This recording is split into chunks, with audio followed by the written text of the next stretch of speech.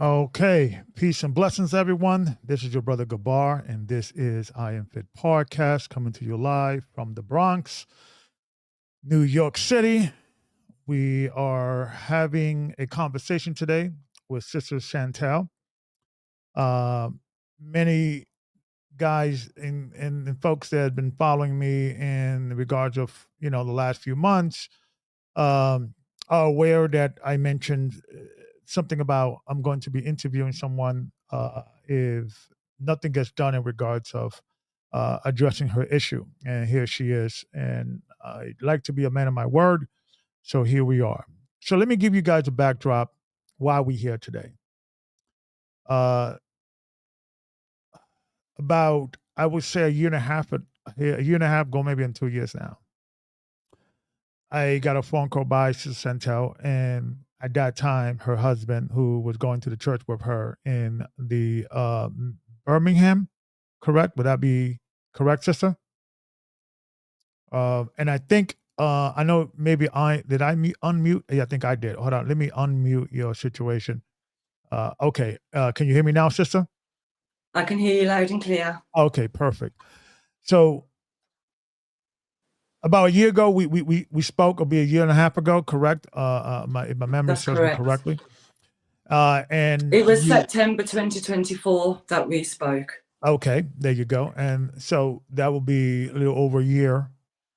And at that time was yourself with your husband that you guys now are separated.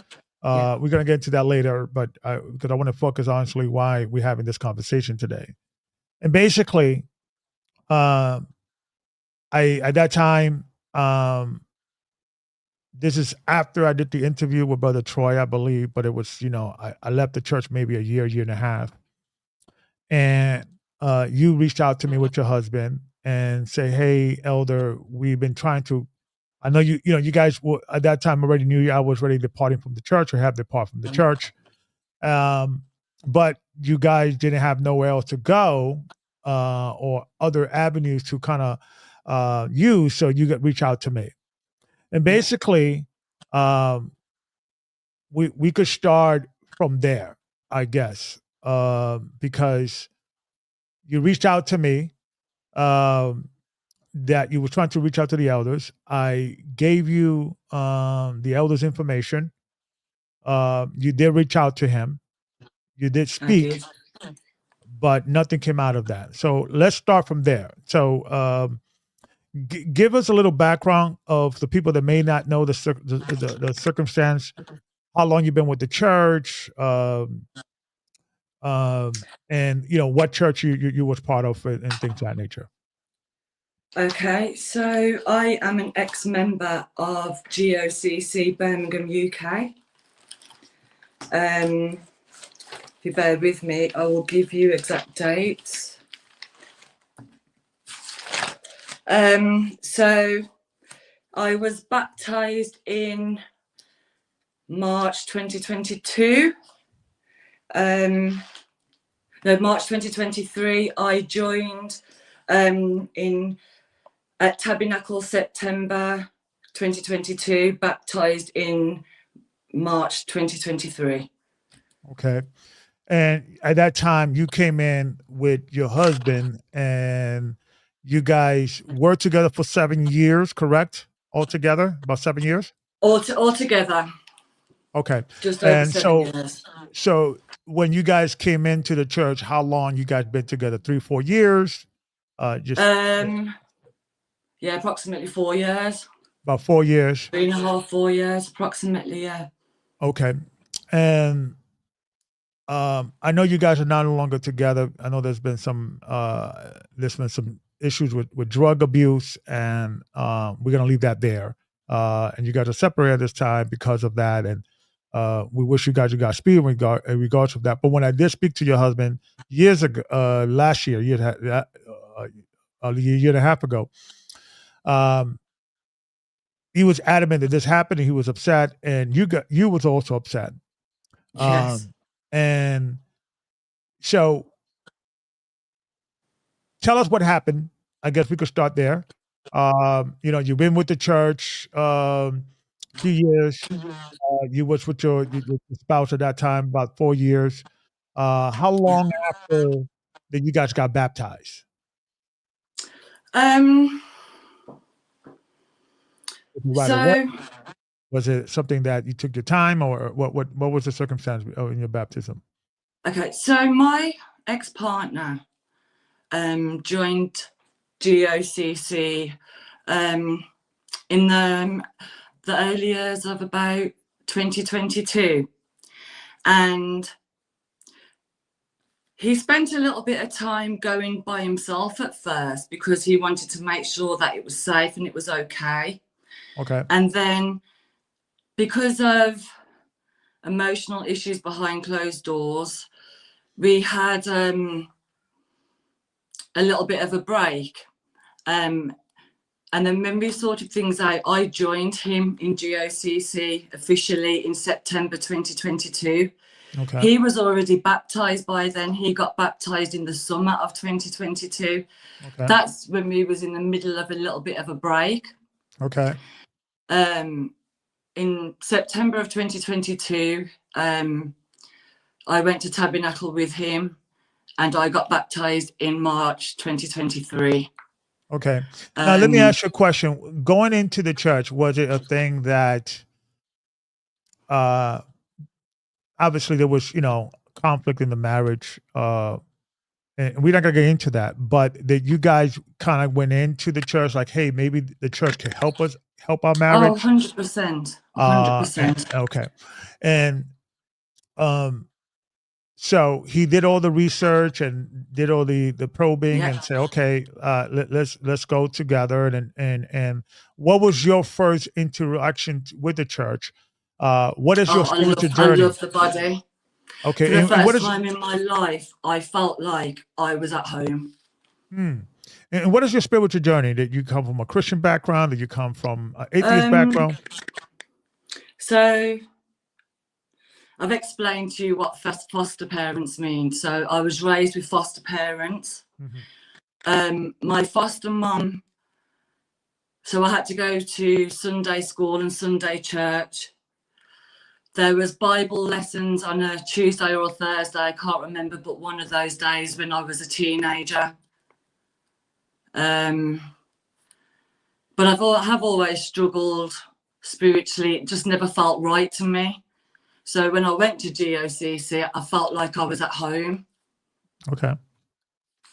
Okay. So you fell in love with the church right away. How long after coming in through those doors you were baptized? You waited a year? Was right away? What's the No, so um, I officially joined Tabernacle 2022, and I was baptized baptized the 18th of March 2023.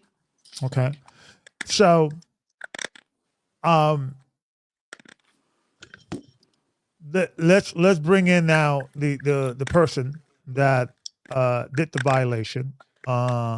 Peter. This is the gentleman that why we here. I want to kind of have you say it in your own words because I want people. I don't want to misconstrue anything you're saying in any way.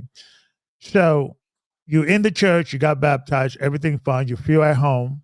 You feel like you found a place that you could worship and it goes Yeah. with the spirit.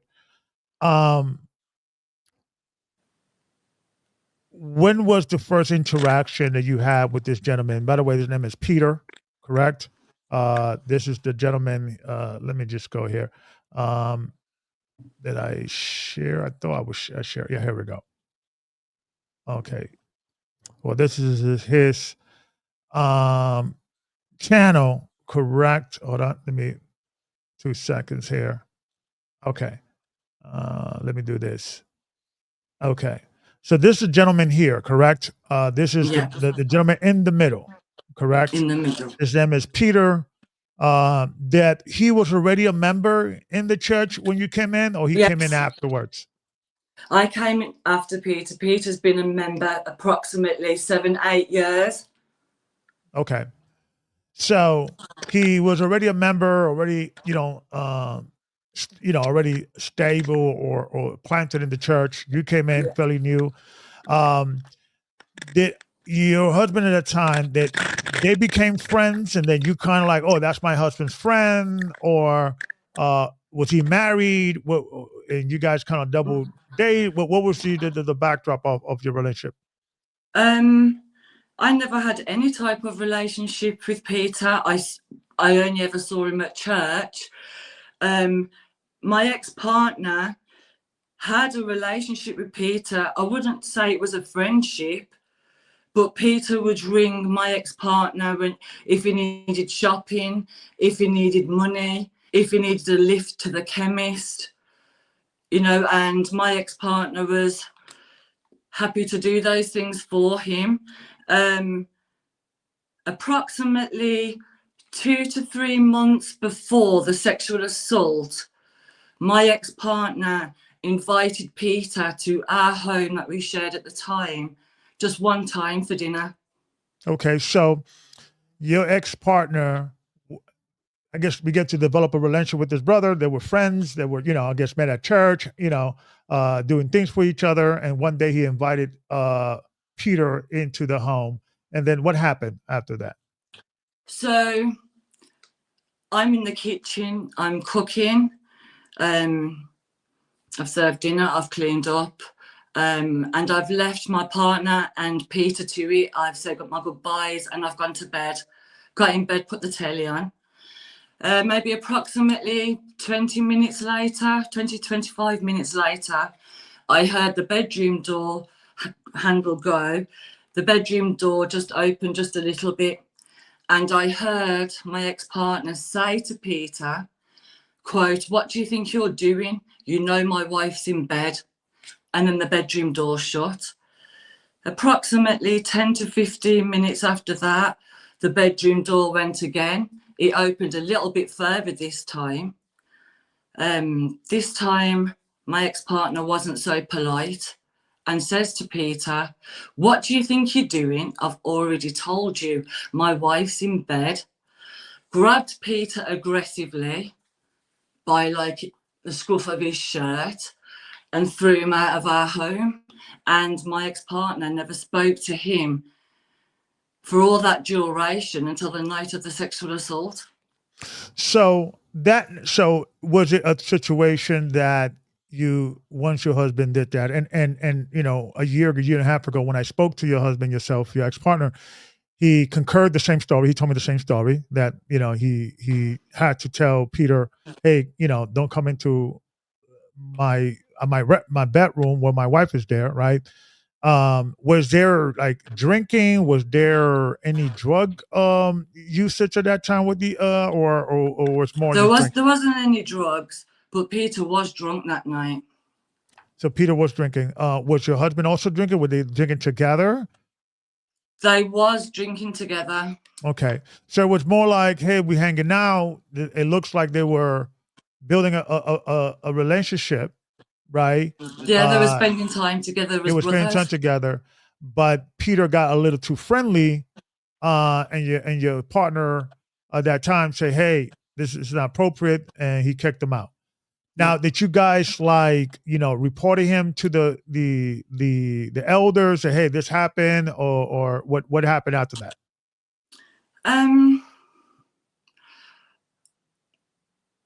I can only speculate on this part, but as far as I'm aware, the deacon knew that he was kicked out of our home that night. But I can't, I've got no proof of that. It's just what we was told. But there was nothing, And there you was said no we were discussion told, about it or yeah, anything. who told you? Who told you that we were aware? Somebody told my ex-partner. Okay. Because it was made out to us. I don't know if it's true. Okay. But it was told to us that after my partner kicked him out that night, that he had to get the deacon or the deacon's wife to pick him up, like from around the corner from our home. I see. So but I don't know if that's true. That's just what we was confirmed. told. Oh, okay. So, But after that night in particular, was it a situation that what was like, hey, what we're gonna, moving forward, what we're gonna do? We're gonna just. It was just never discussed again. It was never It discussed. Okay. happened.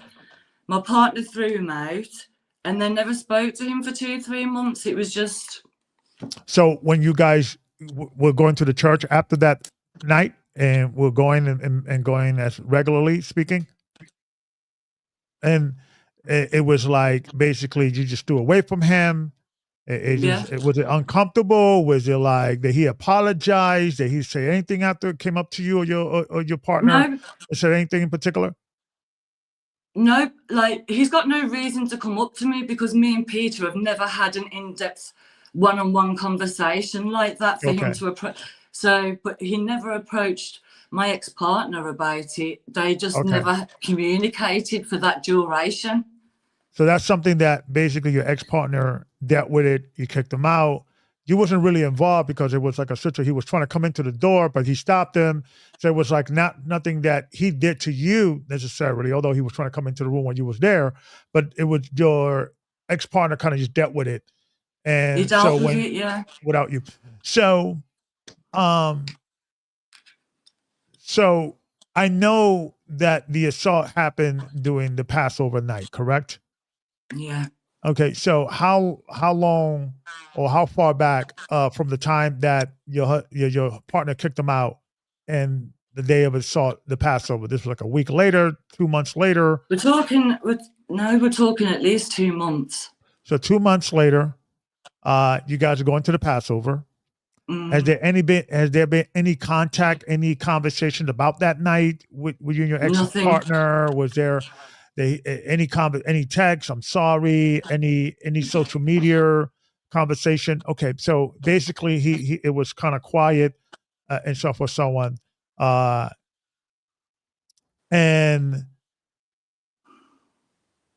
at any time during that time, about 4 months in that time, that you saw your ex-partner speaking to Peter at any time? So you guys kind of kept away from him, basically. Yeah. He kicked him out that night and never had any contact with him. Okay. Like in that from the night he kicked him out until the night that he offered him a lift home on Passover, he never had anything to do with Peter. Okay. So the Passover night, I'm pretty sure you guys had a good time. Towards the end of the night, what happened in regards of before the assault?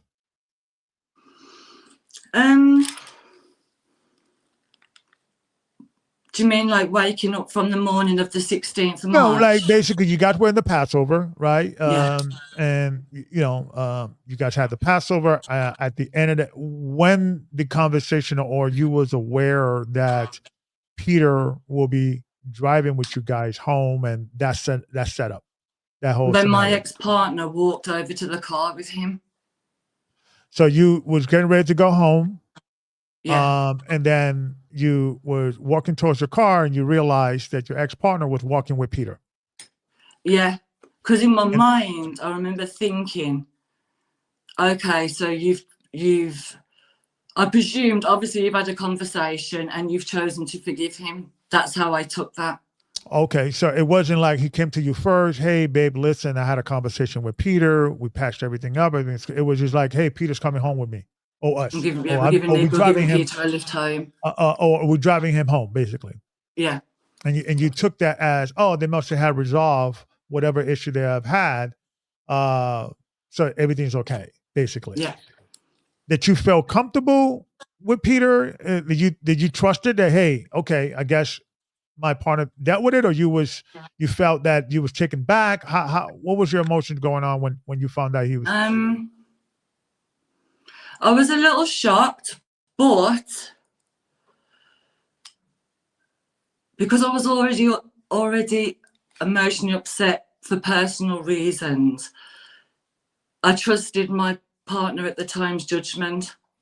It's been 2 to 3 months. Okay, everyone's had a positive day. I'm presuming you've spoke about it and you've come to some sort of between us. And in my mind, I just left it to them. Does that make sense? Yeah. Like Yeah. You I trusted didn't the judgment. overthink it at the time, because when Peter acted inappropriately on the night that my ex-partner threw him out, my husband at the time, he dealt with it there and then. So I'm just putting trust in my partner, because I'm thinking, okay, you spoke to him, you've dealt with it. Yeah. Yeah. Right. So, who was driving? Were you driving? Your partner was driving? My Okay. partner was driving. And were you in the passenger seat in the front, or I you was were in in the the back? passenger. And where Peter was was Peter? directly sat behind me. Okay. Was he direct? Oh, right, direct behind you, not on the other side. Okay. So, you guys got in a car. What happened afterwards? So when we got in the car, Brother Al noticed that there's a flat tire. We got a flat tire. Okay. So, and we had a sister, I'm not going to mention her name, but we had a sister, I'll call her Sister S, following us. Okay. To make sure she got home safe. So I sent you the piece of paper, the same piece of paper that I showed Bishop Lane at the meeting on the 5th of April, where I break things down minute by minute. Yeah. So we went to the petrol station to sort the tyre out. My ex-partner has left the petrol station gone the wrong way. It made him panic a bit that he's drove off fast. And in that moment, he's forgot that Sister S is following us. Yeah. So he's pulled over at point B. You'll see it on my call log. There's a phone call of Sister S. In between point B and point C, which I've showed you, it's a 6 to 8 minute window that Peter did what he did within 6 to 8 minutes. So as Brother Ali's driving, so Brother Ali's on my right, Peter is behind me. All of a sudden, I just felt Peter's left hand come over my left shoulder. Now, before we go there, I'm sorry. So your partner, was he in the car or did he left the car? No, he was in the car. He was driving. So he was driving. Yeah. And while he was driving, and you guys, this is before the flat tire, or the tire was flat, and you guys was looking for So somewhere. this was after. So Okay. we went to the petrol station. Brother Al has filled the tire up, or whatever, however you word it. Right. He's drove off. Okay. Brother Al has pulled over because he's concerned about Sister S. Okay. He's pulled off again, and then that's when it happened, within them 6 to 8 minutes. So the first time it happened, when he, I guess, reached out to you, your partner was in the car with you. Yeah, driving. Amazing. So talk to me about that. It was dark. Brother Ali's driving. I'm in my emotions. Brother Ali's in his emotions because of personal reasons. Brother So you guys Peter were like in an argument about the tire or just other things? What? Just about personal reasons, and it wasn't. I wasn't angry. I was emotional. You see, on that morning, I got a call off the deacon at 8:30 in the morning, because on the Friday evening there was an incident. I'm not going to go into details, but there was a physical incident to the point where I had to go into the church on the Friday night before Passover and discreetly get the deacon because I needed help.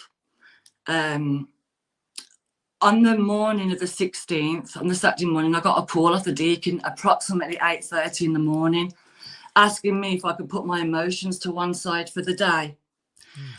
And I did that, and I had an amazing day. But when I left Passover and Brother Al had left Passover, getting into that car, we've still got a lot of personal issues. We wasn't round. There wasn't anger. I was emotional. I was upset. Clearly, when there's, you guys, I know your ex-partner dealing with the drug abuse. I know, and that is a challenge. I know there was some physical situation that would. I guess you guys went into the church to try to resolve your marriage, right? But it wasn't working, or it was going through its process. Meanwhile, without all that's going on, right?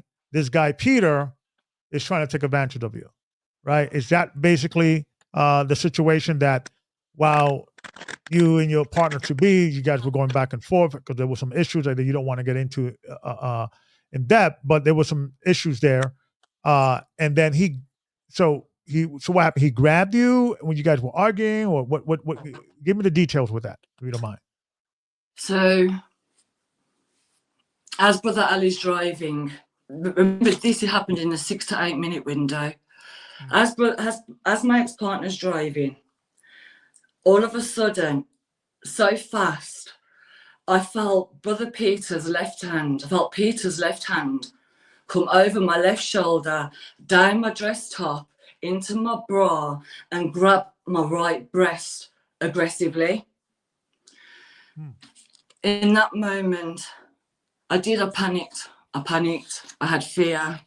I was terrified. My first priority was safety for myself. So in that moment, I've bent over like I'm picking something up off the floor in the car. I've grabbed something. I've sat back up. I'm in shock. Brother Peter's gone to do it for a second time, but he hasn't got as far this time. I've moved my body. I've moved my shoulder. And whatever Brother Al said to me, I cannot remember. But I've used my body language like I've said something to Brother Leon, like, and that movement has moved Peter's hand. I've sat back for the third time. He's gone to do it for a third time. I've grabbed him by his wrist hard. And then within about, I've sent you a piece of paper with it all broken down, that Bishop Lane saw. It's hard for me to explain it without it being in my face. Within a few seconds, my ex-partner has pulled over again, which is in the paperwork, is labelled point B. As Brother Al's pulled over, he's got out the car. I've released Peter's hand. I've sat forward. Brother Al's quite tall. He said, I can't remember what Brother Al said, but I said to Brother Al, you're going to have to call the police to get me out the car. All of a sudden, I felt Peter's right hand come in between the two front chairs. I'm sorry. So let me back up a little bit for my understanding. So all of this was going on. You was having a conversation with your partner. At one point, he parked and stopped and got out the car. Yeah. Correct? Now he got out the car. That was when he pulled over after the third attempt. So as Brother Al's pulled over, I've got Peter's wrist here because I know at any minute this situation is going to turn deadly. Now that your partner to be, that he witnessed this, that he noticed this, what happened in regards of? Okay, so this is something he didn't notice, and you didn't notice. So this was like in the middle of like kind of like an argument with your partner or a conversation. You're trying to. He's driving. It's dark. He's had a drink. He's focused on the road. I see. So it's one of those things. So Brother Al probably shouldn't have been driving. So you're dealing with that as well.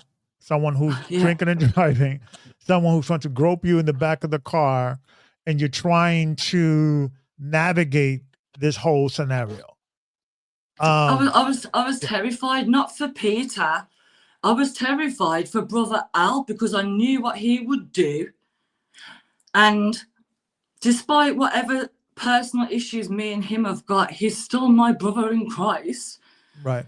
I don't want him to kill this Peter and then spend the rest of spend how many years in jail, because he wouldn't have just beat him, he would have killed him. Yeah.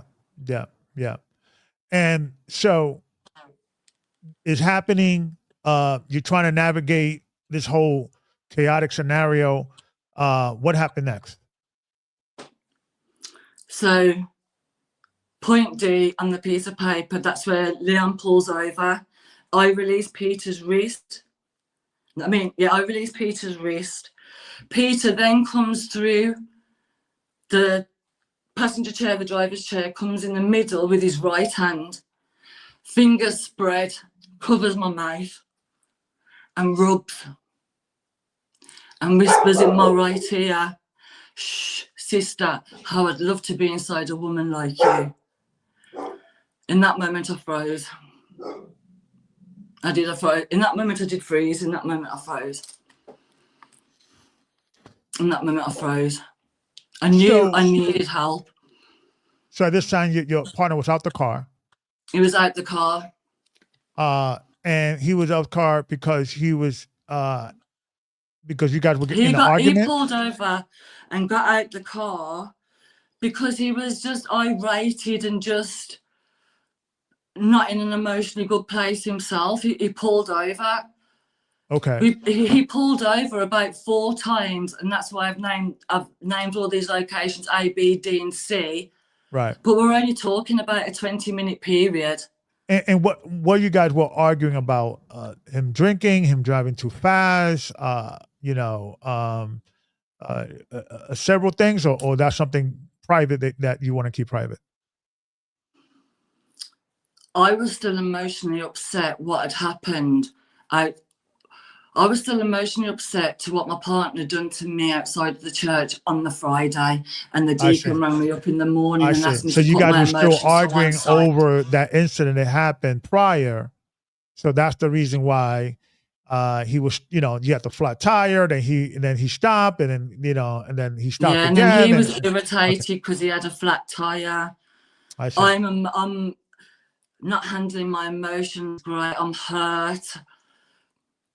I'm just at the end of my tether with everything. I'm just not mentally in a good place, if I'm honest with you. No, I wasn't in a mentally good place for a long time. Hence why I went to leadership in 2023 to tell them what was happening behind closed doors in private. I even showed them video evidence. I even showed them photo evidence. Yeah. So they knew there was violence behind closed doors. They knew there was drug abuse behind closed doors. They knew what I was going through. Yeah. So you're dealing with that simultaneously while this guy is trying to grope you in the back of the car. And you're dealing with that too, juggling those two situations. So what happened? Yeah. How you guys got home? What happened later that night? How you were able to get out of that situation?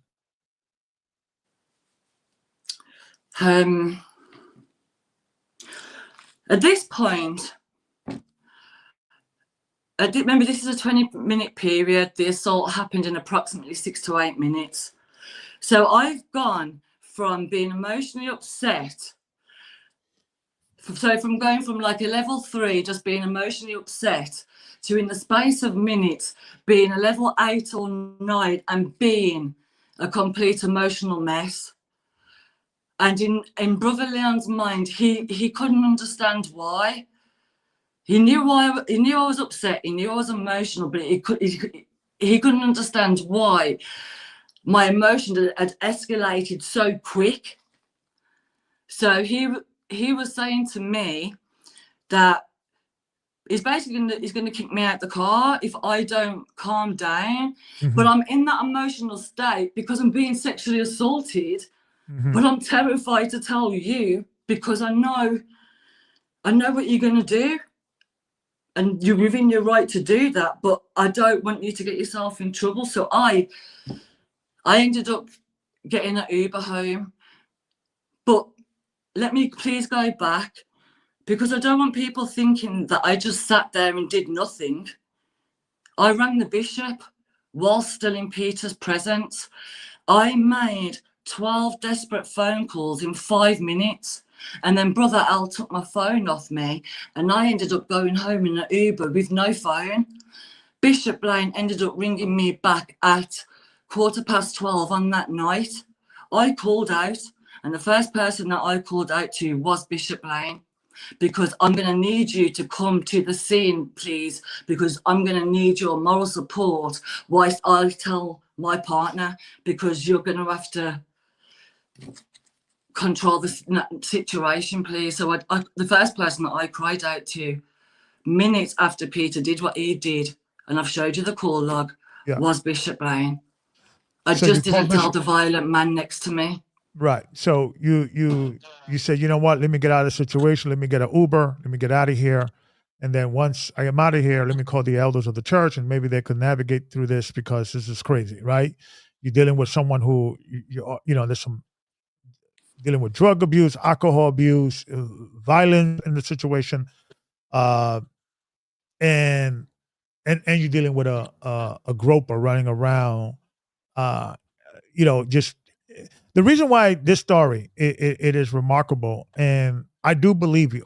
And the reason why, because you know you're presenting a sufficient evidence, and this is something that also it was a your partner to be when you guys when you and I first spoke, he was there and he was able to collaborate. That this happened, right? Um, so Peter confessed. I don't have to prove anything now. right, he also Peter confessed, right? confessed to the Bishop Blaine, and he was Right, found guilty by the police. right. Now, and we're gonna go to that as well. So you that night you get home, you calling the elders of the church, Bishop Blame, and did you tell them about Peter over the phone? You told him I uh called Bishop Blaine before I got home, whilst still in Peter's presence on the side of the road, and then my ex-partner took my phone off me. I've got in a taxi. I've come home alone that night without my phone. I okay, didn't get my phone back until Sunday afternoon. okay. So Sunday But I'd afternoon, already yeah, been calling the bishops. I've showed you the call logs. right. I've So been you was ringing calling the friends. I was ringing bishops, family. and did you tell the bishops then about what Peter did, No, or I not didn't. yet? Okay, so you was I first didn't tell dealing. anybody. So you was first dealing with the conflict between you and your partner at that time, right? Because some an incident happened that Friday morning. You was dealing with that and the emotional of that.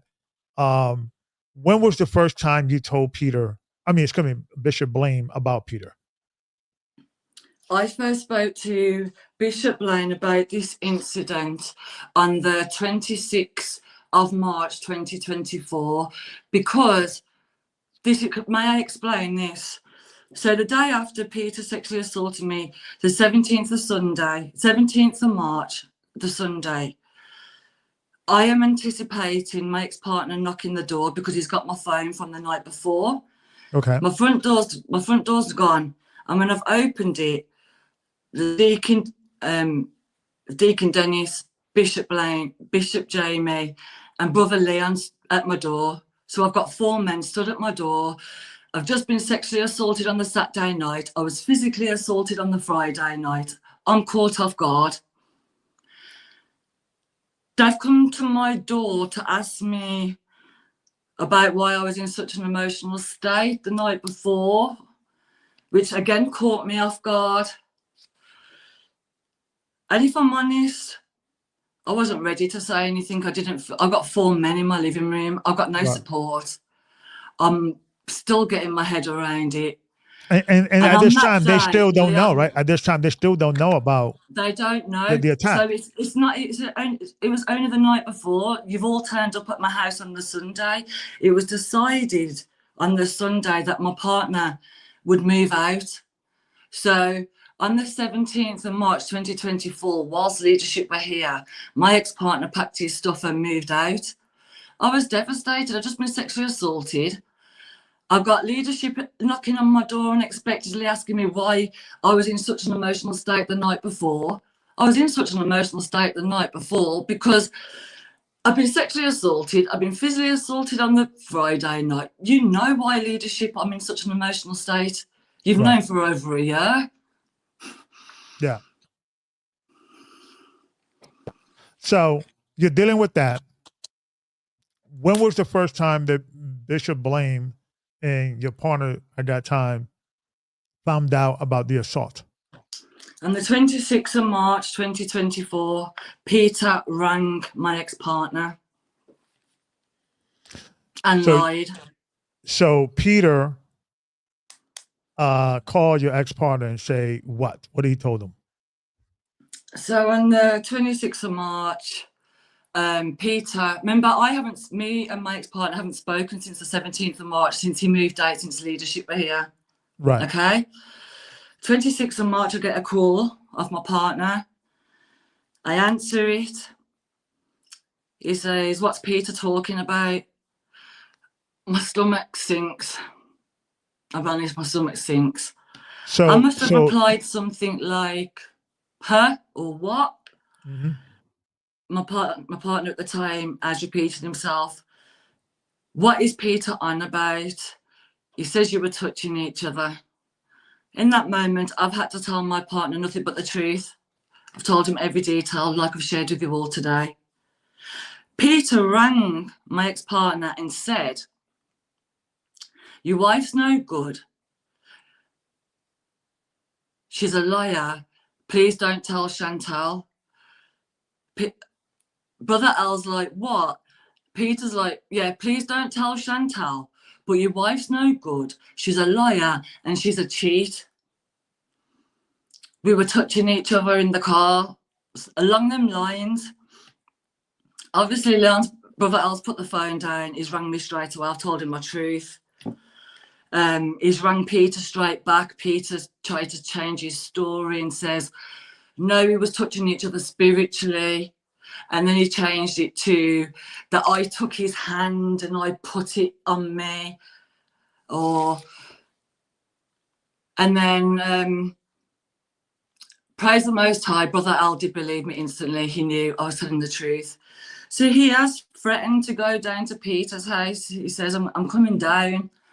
And Peter says to him, "You can't touch me. I'll get you banned out the church." So that's how it actually came out. So at this time, you were separated from your partner. Yeah, from the 17th. And he after the meeting that you guys had with the elders, they went to your house and they decided it probably best for you guys to separate for the time being while you guys are working, I guess, in your marriage or what have you, right? Because drugs is involved, violence is involved, and now they're trying to, I guess, alleviate the tension there, which rightfully so. And St. Peter then, out the blue, called your husband and started saying, your wife is not good. She's having an affair, and it's with me kind of scenario. Your partner at the time decided to believe you, and then what happened next? So he's called me, and then he ended up coming. And I've ended up speaking to Bishop Lane on that day, the 26th of March, in the evening, approximately 20 past 8 in the evening. So at that time, your ex-husband came in and to your house. Was this the first time you saw him, spoke to him from the separation? Yeah.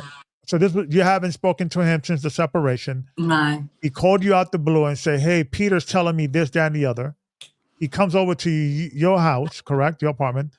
Yeah. And what happened next? He comes to my house. I call Bishop Lane in the evening, approximately 20 past 8 in the evening. I call Bishop Lane. I asked Bishop Lane, have you spoke to Peter? Bishop Lane replied, yes, but he's not making any sense. So it's a phone call, so I've just given brief details. He sexually assaulted me that night and explain to the bishop that I've been sorting my head out. I've been getting advice of family and friends, and they've advised me I should go to the police. Bishop Lane replied with, nah, don't do that. And he arranged for a meeting. So your ex-husband comes to your house after Peter calls him. That he came in sober. That was he? You think was he high, drunk, or who my ex-partner? Yes, when he came over. Yeah, he was sober. He came to me. Okay, so there was no issue there. He came in legitimately concerned. Would that be a fair assessment? Yeah, he was. He was upset and he was concerned. He was upset that I didn't tell him instantly at the time, but Okay. he also understood why. He also Right. understood I would have killed him, Right. but he was upset that I allowed that in that moment to cloud my judgment because I was worried of the consequences for my partner at the time. He was angry but understanding. Right. So how long after that you guys had the meeting with Bishop Blame and 10 Peter? days, waited 10 days for a meeting. So the So 5th 10 of days. April. Okay. So it's 10 days later, you are with your partner, or which at that time you guys were separated because of some issues, Bishop Blame, Peter, and yourself, correct? Yeah, in a Anybody coffee else was shop. there? Anybody was there besides them? Okay. Just Bishop Blaine, Peter, myself, my ex-partner in a coffee shop. Okay. And what happened next? So we've all gone to the meeting. We've all sat down. Bishop Blaine opened the meeting by asking, okay, what type of relationship do the three of you have? I've instantly got defensive. Bishop Blaine did kind of humble me, which I was quite grateful for, to be fair, because I was so prepared for the meeting. So when Bishop Blaine asked that question, what type of relationship do the three of you have? I made it perfectly clear. I have no type of relationship with Peter apart from saying shalom to him like any other brother at church. And apart from the one time Brother Allah's invited him to our home, I have no type of relationship with him. Bishop Blaine then went on, I can't quote this, but he went on to imply that I am following Peter on TikTok or something, because I've looked at Brother Al and Brother Al has looked at me in confusion. And I looked at Bishop Blaine and said, I didn't even know Peter had a TikTok. Bishop Blaine, give Peter one look. You know the type of look you give a child, as if to say, you better not been lying to me. Bishop Blaine, give Peter one look. And then Bishop Blaine then asked me of my accounts for that evening, and I gave him detail by detailed accounts with my call log, with everything. Once I told him exactly what Peter did to me, Bishop Blaine turned, looked at Peter, quote, and said, is what the sister's saying true? Peter bowed his head, nodded, says yes. And then What my happened after that? partner brought up that it had been brought to my partner's attention that within them 10 days of waiting for the meeting, that Peter had gone around telling the couple brothers that me and him had some type of affair. So after he confessed to sexually assaulting me, my partner at the time brought up, you've also been spreading lies and rumours. Peter also confessed to that and named the two brothers who he told that me and him had some type of affair to. So After he confessed, Bishop Blaine told him to wait outside. So after he confessed that he did grope you, after he confessed that he was spreading rumors that you guys were having some form of affair, and he also confessed that was a lie. Bishop Blame asked him to step out. Yeah. What happened next? When Peter went outside, Bishop Blaine apologised on behalf of Peter, on behalf of GOCC. Then he tried to give some sort of sub story about how Peter had a hard life and how things had happened to him when he was a child. So realistically, he tried to get the sympathy first from the victim. Then he went on to say, sorry, one moment, I want to make sure it's right. Then he went on to say That because I didn't tell Brother Leon, and because of scriptures, Deuteronomy verse 22, chapter 22, verse 23 and 24. Would you like me to read those? Please, the floor is yours. Okay, and then so he said, because I didn't cry out to Brother Al, even though he saw my call log and I was crying out to him, he read Deuteronomy 22, verses 23 and 24, which says, if a damsel that is a virgin be betrothed unto a husband, and a man find her in the city and lie with her, then ye shall bring them both out unto the gate of that city, and ye shall stone them with stones that they die. The damsel because she cried not, being in the city, and the man because he hath humbled his neighbour's wife. So thou shalt put away evil from among you. So Bishop Lane said, because of these two scriptures, and because I never told Brother Al at the time that he is unable, quote, to deal with Peter accordingly, and that Peter would have to spend some time away from church, that Peter would have to have counselling. Bishop Lane promised the world, the main thing he promised was that he would not bring Peter back until I was comfortable. I promise you, sister, I won't bring him back until you're comfortable. Yeah.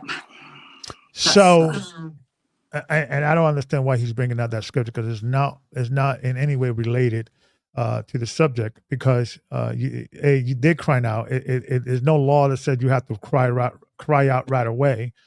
But the bottom line is, I wasn't there. I can't even try to comment on something I wasn't there. And I do believe everything you're saying is your experience, and I do believe you. So I want to leave that there with Bishop Blaine, but because I want to go back, I want to still focus on this guy Peter.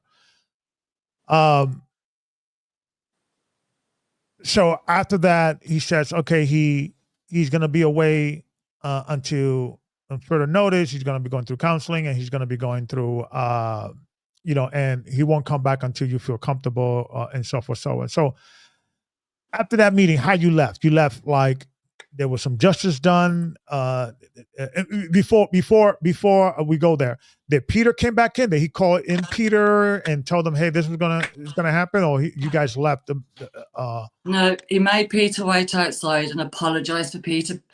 I never saw Peter again. Peter's never had to apologise to me. So once he confessed, Bishop Blame told him step out, and then Bishop Blame told you what he said, and then you never reunited with Peter. He didn't came back, and okay. So after Bishop Blame said what he said, that you guys got up and left, that something else was said, and how you felt, how that was handled.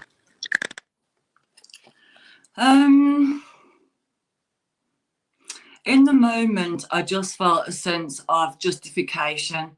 This man sexually assaulted me, and then before I was ready in my own mind and I was comfortable in myself, he used a classic textbook predatorial move. He tried spreading rumours, creating doubt. So in that moment, I felt a little vindicated. I'd went in there and I proved that I was innocent. Okay. That should have been the worst part of the whole incident, but that was just the start of it. Okay. So you felt, okay, this is I got some arrested, I got some justice. My story got told to the elders. They believe me, and they're gonna suspend this gentleman.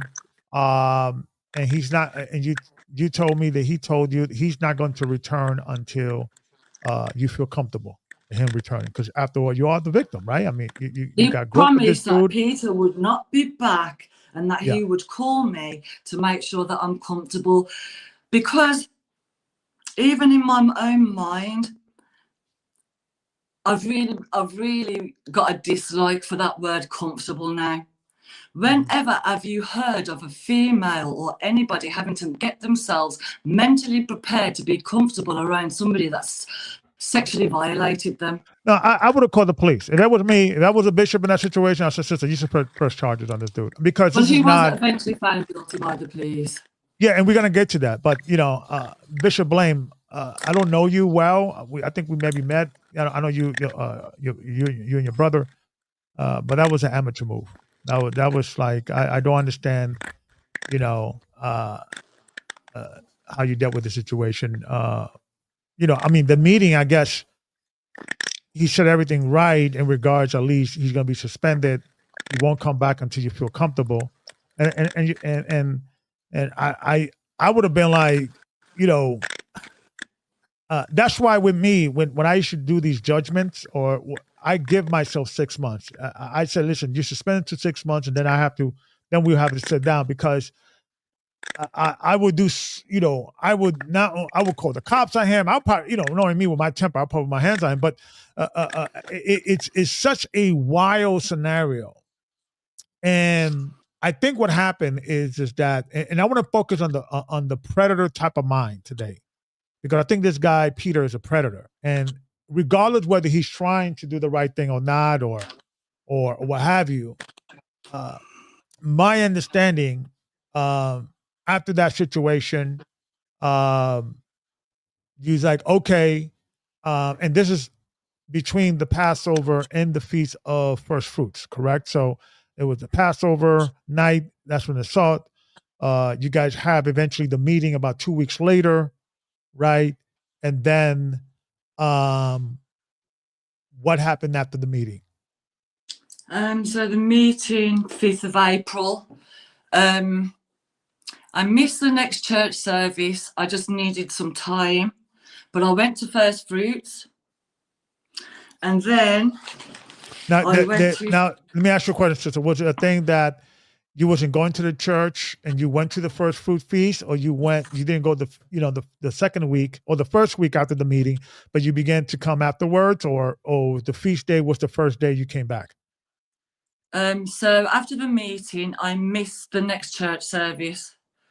So Okay. it could have been a week, because the church service in Birmingham, UK back then was every other Saturday, so every other week. Gotcha. Okay, so I missed the church service, and then I went to First Fruits, and then I started to feel mentally ready. Okay. To go back in, because people are whispering. The brothers that Peter's lied to haven't been put straight. Right. So I've got to find this courage and the strength to walk into a congregation, right, where people are whispering, thinking that I've had some type of. Was it a situation that, let me ask you a question, sister. Was it a situation that the elder made an announcement, that he sat down with the people? He just basically had the meeting, and hey, he's going to be away for a little bit. You'll come back when you feel comfortable, but there was nothing. Okay. No. So respectfully, respectfully, I'm going to say this as respectful as I can. There was no leadership. There was only Bishop Blaine. Okay. There was a meeting with just Bishop Blaine on his own, and respectfully, that was so he can control the narrative from the beginning. Bishop Blaine asking Peter to wait outside. This was never dealt with by leadership. This was dealt with by one man, Bishop Blaine. This was handled the way that it was. Friendship was picked over righteousness, and I'm going to just leave it at that. Well, listen, you got no argument with me. There was no leadership. I believe that the major issue with GOCCUK is biases within the leadership. That's the reason why I left, and so I'm not surprised that also exists in the UK, because the literal elder of the church is biased, allowing adultery to go on. So I'm not shocked that happened. I've experienced it. I have seen it. I have literally seen the biasness within the leadership, and the highest level. So I'm not surprised that Blaine dealt with that in that matter. So you're back. So let me ask you a question. You're back. You say, okay, let me go to the feast. Now, I First know fruits. you and your partner at that time were going through your issues, and you guys were working on your relationship. That you came Yeah. in together. Okay, so you during that time, although you guys were separated, you guys still were working in a relationship. That you guys came in together in the Leon feast, was and a you big support. Brother Al was a big support. Like we went to first fruits together. Like as a united front. I really wanted to go, and he drove me there okay. for support. So so you guys were together, drove together. You was working on your marriage. Obviously, there was issues there. There are still, prevalent, but you guys were working on your issues. And what happened next? So yeah, first went to first fruits. After first fruits, I felt ready to go back to church. So I returned back to church the 18th of May 2024, and you can't believe the shock of walking in there and just seeing Peter just sat there. So you see Peter, he's there. He's like, wait a minute. I thought he was suspended. I thought, what He's happened? just sat Right? there, and He was just Bishop there. Blaine just sat on the stage. Bishop Blaine wasn't there to support me or Brother Al. Bishop Blaine was there solely to support Peter. He weren't there for So me. did you notice Peter at the beginning of the night, towards the end of the night? I know sometimes these feasts are large. No, Did you he notice wasn't at him? the feast day. When I went back to church on the 18th of May. So Peter got suspended for 6 weeks and 1 day, which really means Peter's punishment was to miss 1 church service and first fruits for sexual assault. Basically, yeah. Well, 6 weeks. And then to be brought back unannounced. So he brought him back unannounced, and this was like a regular service. And you notice, so what happened next? So That I've walked in with Brother Al. My ex-partner has gone straight up to Peter and says to Peter, "What are you doing here?" Peter has ignorantly replied to my ex-partner, "This is where I sit, isn't it?" Brother Al has then gone up to Bishop Blaine. Bishop Blaine just says to him, "He's back, sit down." Brother Al was like, "No," and walked out of church. I got my bag, and I've obviously gone after my partner. After service, my partner, he was upset. He's returned back to church after the service. Bishop Blaine, blasé, he went, "I'm sorry, sister, he's back. Do you forgive me?" Because I just chucked forgiveness around. And then my ex-partner slapped Peter around the face. So he got physical. Yeah. So he got physical. Your ex-partner, he's frustrated, obviously, right? Because his wife got assaulted by a member of the church. He was hoping that the leaders would do the right thing, so he got physical. So what happened next? We've obviously gone. We've left. It's like Peter. We left. But I've got all the dates. When was that? That was the 18th. Was it On a the thing 31st. that? Now, was it a thing that Peter and your ex-partner, was it like a thing that people knew it got physical and they were breaking Yeah, them people up? saw. So it was like a thing. It was an incident, and this happened in the beginning of the service, at the end of the service, during After service. after After service. service, he drove back. Okay, so after the incident, your ex-partner is upset. It gets physical. You guys, I guess, leave eventually. What happened next?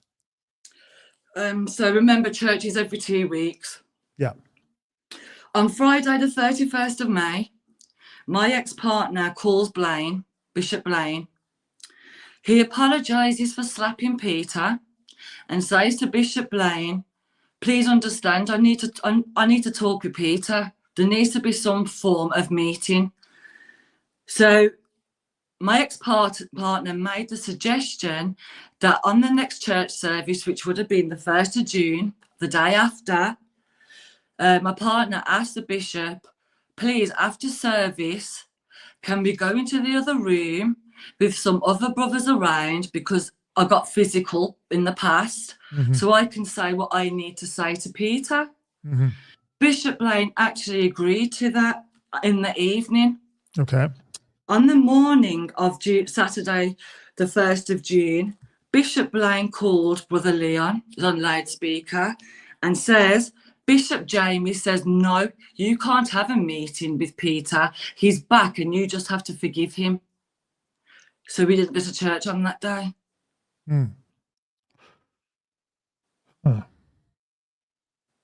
Why is Blaine doing this? Like, what is the I relationship? don't know if Jamie said that. I'm just telling you what Blaine said to my ex-partner. I heard it. It was on loudspeaker. Okay. So how are you feeling at that time? What's going through your mind? I'm starting to feel invisible. I'm starting to feel ignored. I'm starting to feel isolated. I'm starting to feel like it's becoming a battle of male egos. That's how I'm feeling. Nobody's actually saying, Chantal, what do you need? What do you want? What can I do for you? How can I help you? You're the one that's actually been violated. Right. That's how I'm feeling. It's like, you're like an afterthought, because you're right. I mean, your ex-partner, yes, he's trying to defend your honor and all of that, but no one is, and I can understand you're saying,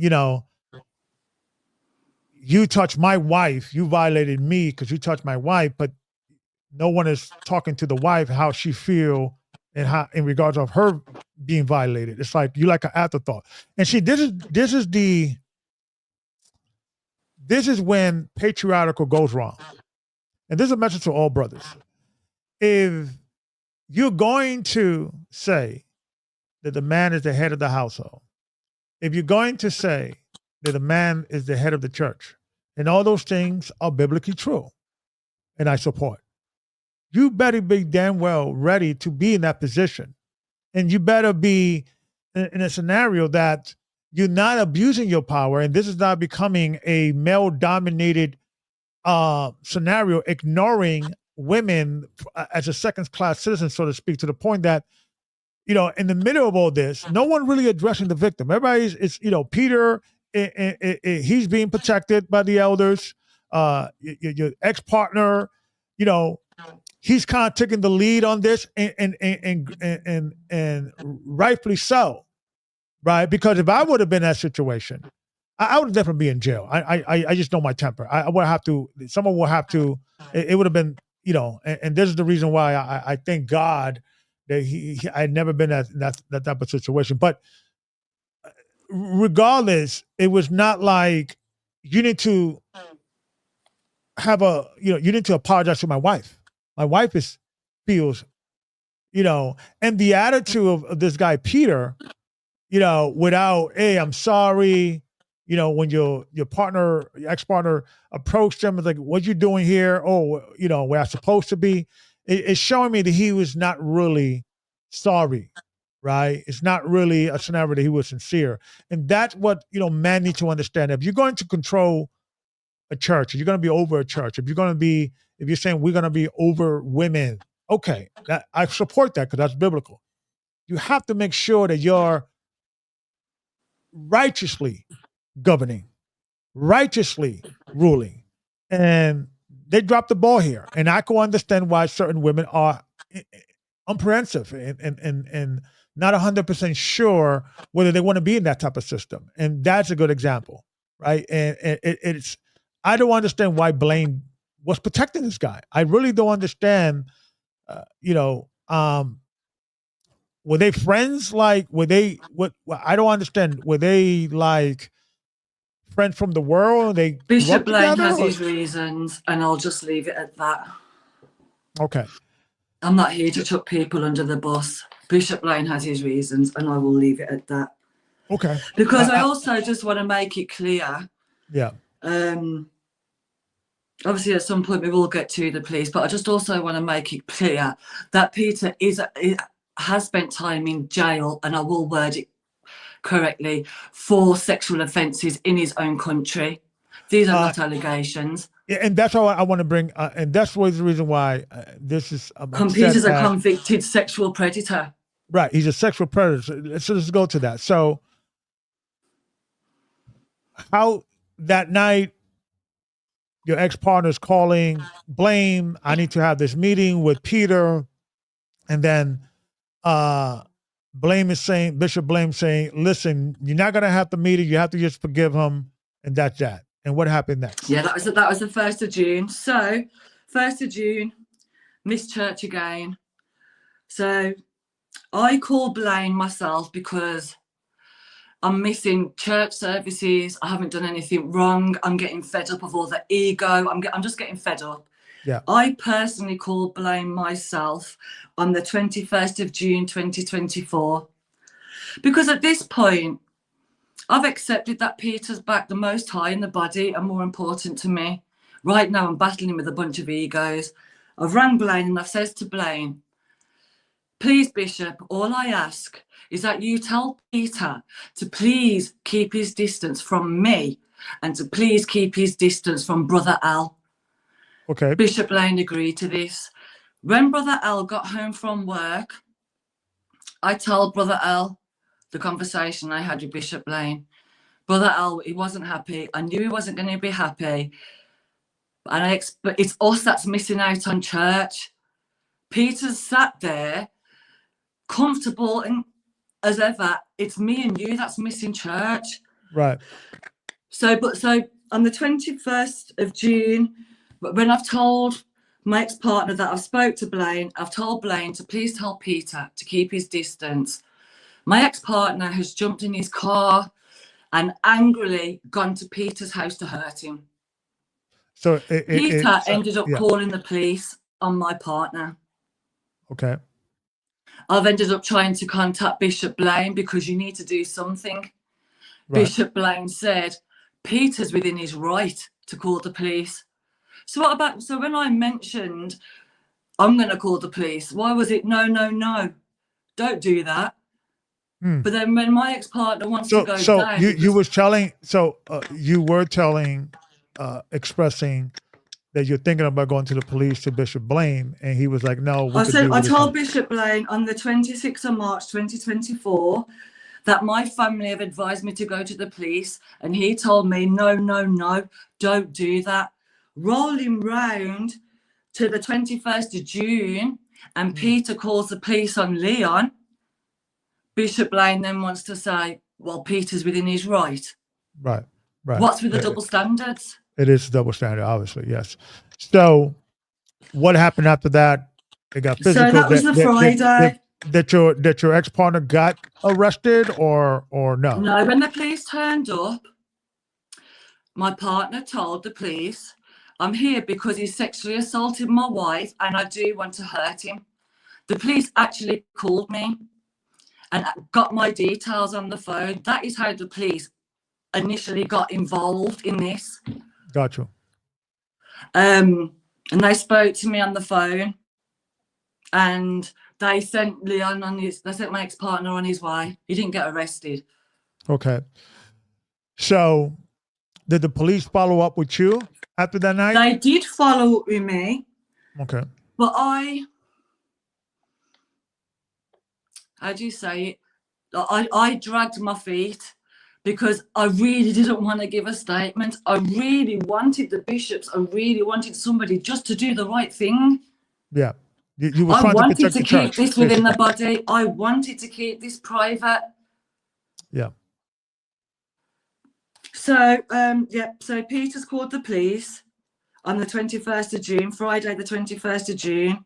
Saturday the 22nd of June, I'm still going to church. I'm not going to be bullied. I'm not going to be intimidated. We've done nothing wrong. Remember, on the Friday, I've asked Bishop Blaine, please tell Peter to keep his distance. Yes.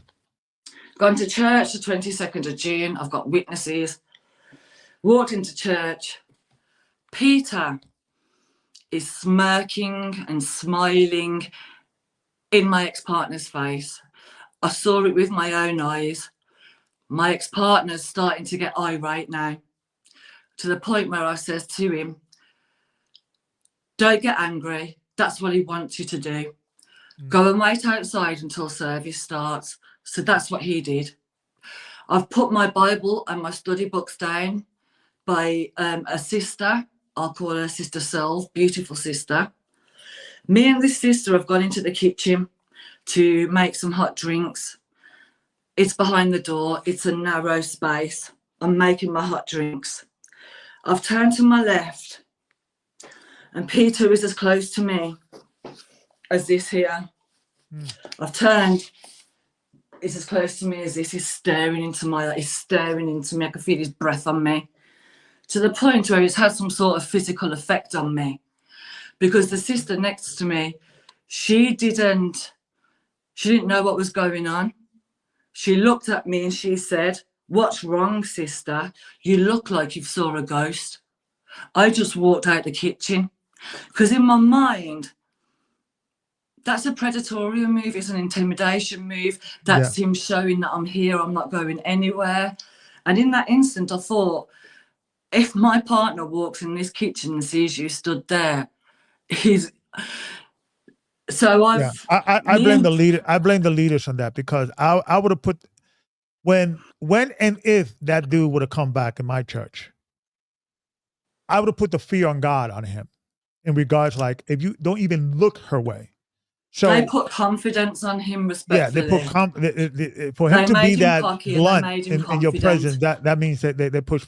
And the fact, and I think what was happening is that because of your ex-partner getting upset and it's getting physical, that became the focus point. And now he became the victim now. Or right? It's like, of course, the amateur hour of Bishop Blame and how he ran this thing and how he is can't. And this is what I was telling Awanya up in England. They are amateurs up there. And I blame Elder Ricard, because he himself is an amateur. And I have told Elder Ricard thousands of times in the past, you got to train these guys better. We have to have a special academy for leadership, or special class, because so-called new revelations coming out in the academy, and the elders don't even know, because Ricard just spoke in the academy. These type of things get me so angry and upset with these idiots, because you have people's lives in your hands, man. That's exactly that. And it's the way they I just don't understand it. I really don't understand it. For this guy to feel comfortable the day that, and it wasn't like your partner was not willing to get violent, right? Physical. He got physical the first night when he went over to your house. Kicked him out, right? The second time when he went over to his house, right? And this guy had the cojones, the chutzpah. I'm gonna sit over this and say, "Hey, sister, what are you doing? You see a ghost?" I'm telling you, Peter knew he was untouchable. Peter knew he was untouchable. That's why on the 26th of March, 2024, he said to my ex-partner, "You can't touch me. I'll get you kicked out the church." He was cocky and confident from the beginning. Right. He knew he was untouchable from the beginning. That's why he continued to play his predator power moves. Can I just also say, whilst we're on the 22nd of June, the day that Peter made me feel cornered, that was the day. So me and my ex-partner, we've just left church before service. We left. My ex-partner has spoken to a brother of the church. We will call him Brother J. Within about 15 minutes, Bishop Blaine rang my partner, and Bishop Blaine was angry in his emotions. My partner had him on loudspeaker. On the 22nd of June, Bishop Blaine banished my ex-partner and accused him of spreading lies and rumours. So when we left on the 22nd of June, because Peter was smirking in Leon's face and made me feel cornered in the kitchen, a brother rang my ex-partner and says to him, Like, where you gone, bro? 1 minute you was here, 1 minute you was gone. My ex-partner told that brother the truth. Peter was smiling in my face and he made my wife feel cornered in the kitchen. Whoever that brother's told, whoever overheard that one-on-one conversation, I've called Bishop Blaine. Bishop Blaine's called my ex-partner angry, telling him, you're banished, you're banished. My ex-partner says to Blaine, what for? Blaine replied, for spreading lies and rumours. My ex-partner says, I haven't told any lies. Bishop Blaine says, I don't care, you're banished, and I'm going to tell the brothers not to have anything to do with you. Put down the phone. Right. So when eventually the police got involved, or because obviously you went to the leaders, they didn't do nothing, and kicked you guys out, basically, right? I mean, he kicked me. I know he kicked my ex-partner right before he kicked me out. We'll get to the day that Bishop Blaine removed me from the group chat, because it was the same day he had to put a big long text up. I'm not going to name the brother about kicking out a brother for fornication. Right. Of course he wouldn't want me to see that. Why would you want me to see that after how you failed me? We'll get to that. So he kicked out your partner out. There was some issues there. 22nd of June 2024, banished my ex-partner. Were you still was able to go to the church? I didn't go to the church after that, because even though what's happening privately behind closed doors, why am I going to want to walk into a church without any sort of my husband? So Bishop Blaine banishing Leon under false accusations kind of excludes me as well. Right. Obviously. Without excluding me. Right. Because now you have no protection, basically. Right. So, and I also want to say, so on the 22nd, when Peter made me feel cornered and Bishop Blaine banished Brother Al, on the Sunday, the 23rd of June, I messaged Bishop Blaine and I said, why is Peter allowed to be smiling and smirking in Leon's face? And why is Peter allowed to make me feel cornered in the kitchen? Bishop Blaine replied, quote, please understand, I can't control him if I'm not there. Well, should he be there if he needs controlling? Right. It's clearly bias. Is this guy like someone in the church? Has he has any position, Peter? Or does he? I think he has a position of secrets, but I'm not saying nothing. I'm not saying nothing. Okay. That's between Blaine and Peter. Okay, and clearly there's something there, because there's clearly bias there, and I don't know what that is, but we're going to go there. But let's go into the police got involved and eventually, because you was hesitating, you was trying to resolve it internally with the church, right? Yeah, and on the 22nd of June, that was the first time I tried to email and reach out to Rakar by the email address that's on Google. Right. So let's go when you and I and your husband spoke about a year and a half ago. So when you felt that you needed to reach out to elders outside of Birmingham. Say that again, sorry. When did you decided to reach out to elders outside of I decided to do that the day that Peter made me feel cornered in the kitchen, and the day that Bishop Blaine wrongly banished Brother Al. I thought enough is enough. Okay. So you sent an email to the church? Yeah. Okay. Did you got a response? And I got a response back. So I sent the email on the 22nd of June. I got a response back on the 8th of July 2024, but I didn't see it, and I replied on the 10th of July 2024. Now, in the email that you addressed, what was the issue that you said I was sexually assaulted in the email? I said that I was sexually assaulted. I explained that I don't really want to go into details in the email, and that I really need to speak to an elder. And I did request for one, not from the UK. I did. Right. So what happened next? But we lost your camera. We could still hear you, but we lost. The email group. You're breaking up. Okay, well, I can hear you broke up a But little bit. Repeat that again, because you broke up a little bit. There was some schedule, but go ahead, say again. Okay. So I replied with my name and my number on the 10th of July. I got a message off Bishop Blaine, on the 10th of July saying that I need to contact him in regards to an email that's been sent to GOCC in regards to sexual assault with Elder Gadget via Zoom. Everything that I requested not for. Right. And this is the crazy thing I used to hate about GOCC when they should do this. Someone will send an email complaining about a situation, right? And obviously, within the situation, you're saying, I would like to meet somebody outside of my local body, the representative. And what they do is they just reshuffle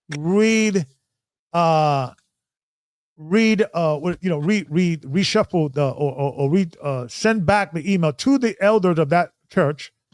They may call them, hey, what's going on with this? Oh yeah, this sister, yada yada yada, this brother, yada yada yada, and then it's okay, you deal with it. They just basically just passed it back to the regional elder or the deacon or bishop of the same church. I know this because they should do it with me. Yeah. Because I remember when there was time when there was issues that I had to suspend somebody or somebody had to do something. I said, I'm gonna send an email to the elder. Like, okay, yeah, send an email to the elders. I like that because then it goes to the supreme level of the church, and then it can't go any harder than that, right? So I look forward to that if that's the case. Yeah. And I'm like, okay, elder, listen. So this is what it is. This is what we did. This is what we did. And okay, so I'm expecting the elders want to have a meeting about it. I know, Gabar, you got it. You take care of it. He just wanted to just not get involved. The only time I used to see him involved was stuff that related to him, like something that it was like someone speaking negative about him or the church or some doctrinal heresy going on. He gets very involved. And there's the whole thing I was trying to tell him. I think his prerogative is not in the right place. If you see an email, or in the case with Brother Troy, he calls Ricard and said, hey, somebody took my wife. That should stop everything. You send an email, I was sexually assaulted. That should stop everything. I would not be able to sleep that night to not know the details. What you did was something like that. If I was driving, I was the other Ricard, I was, and somebody calls me or I get an email, sexually assaulted, I'll be calling that sister, that brother that night, that day, right now. I need all parties involved. No, it wasn't like that. These are serious things that people could die. People could get hurt. Messing with people's wives. It's I don't think Ricard has that instinct in him. It's just a weird scenario, and it is just by luck that the church hadn't been sued or things of that nature, or death hasn't not yet. Not yet, because the brother, your ex-partner, could have killed this guy. Right? It could have got physical. When I went to this is not, I just want people to understand the type of advice, and when you haven't got the proper counselling, you don't understand. When I went to leadership about domestic violence and certain things, there was one meeting. Remember, I've showed you photos. Bishop Blaine looked me in my face and told me that I'm not doing enough to make him want to change. Bishop Jamie looked me in my face and told me, make sure you show nobody else those photos, delete them. That can't be right. Let me tell you something. That can't be right. Yeah, these guys are idiots. I want to tell you why they're idiots. Because they are putting themselves involved in, they could be complicit in a crime. They're and not only that, they are compromising the integrity of the church, and the church could be liable. There was one time domestic violence across. Yeah, there was one time that I was dealing with a council of the domestic violence. There was one time. And I told that brother, brother, if you ever hit your wife again, okay, I'm going to call the police on you. And that stopped it.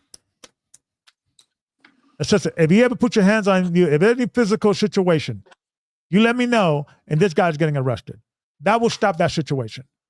But this whole attitude is like, oh, let any one of you go before the unjust into the law, And yes, we're supposed to be dealing with stuff internally. But there's certain things like rapists, pedophiles, people running around taking other affairs and other men's having an affair with other women, are married, things of that nature. That could get dangerous. Those are things you have to say, you know what, this is not going to happen in this church. And shame on you, bro, for dealing with this situation and protecting the victimizer, not the victimizee. Blame turned the predator, the perpetrator, into the protected. Right.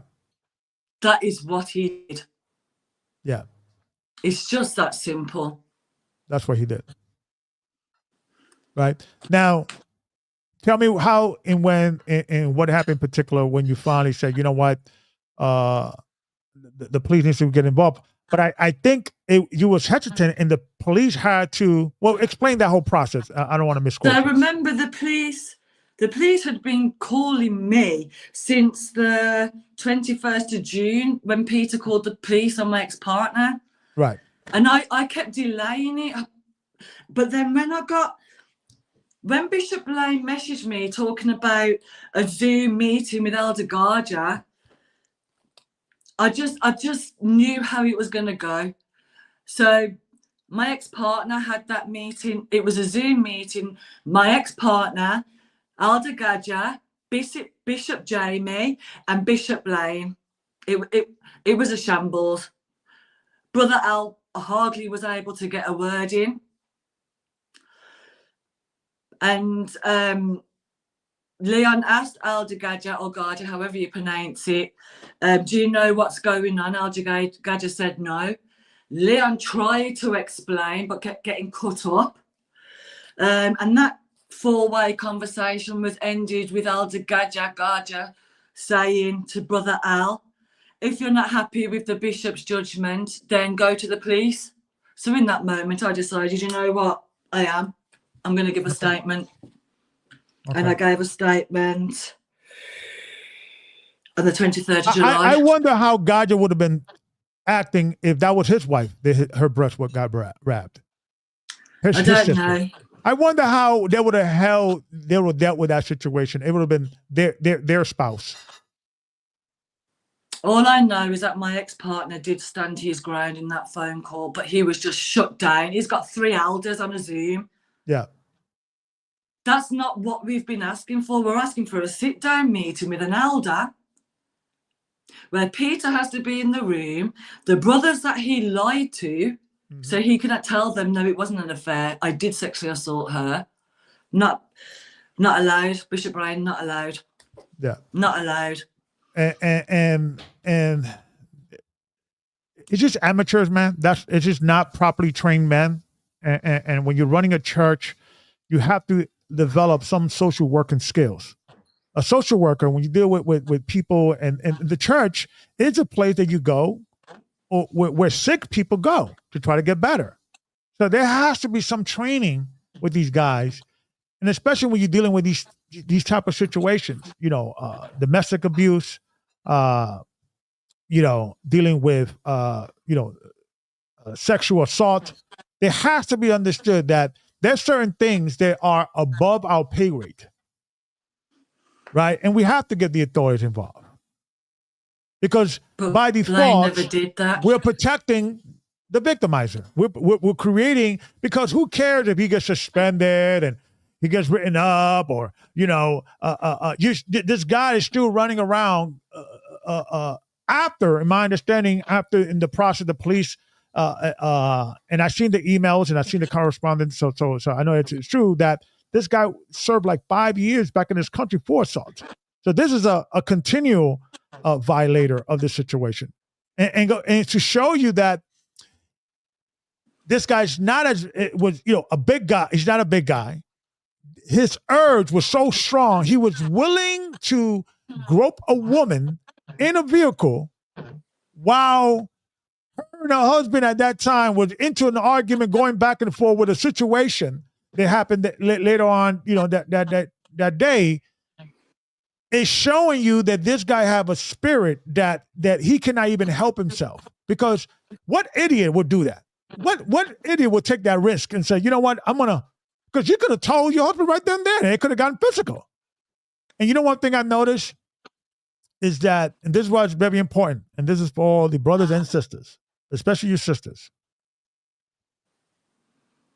I was watching this interview with a pedophile that he was ex-pedophile. He was more like now, he actually went to the police and turned himself in and wanted help, and he got help. And now what he does, he helps police officers in the police department look for signs. And what, so he was a pedophile. He now teaches the police officers in the police department how to look out for pedophile. And one thing he used to say when he was being interviewed, he was being discussed, and he was being, he was talking about the subject, that he looked for dysfunctional families, single mothers, vulnerable, people that are struggling with drugs. If the mother's struggling with drugs, she's not paying attention to the child. The kid goes home by himself.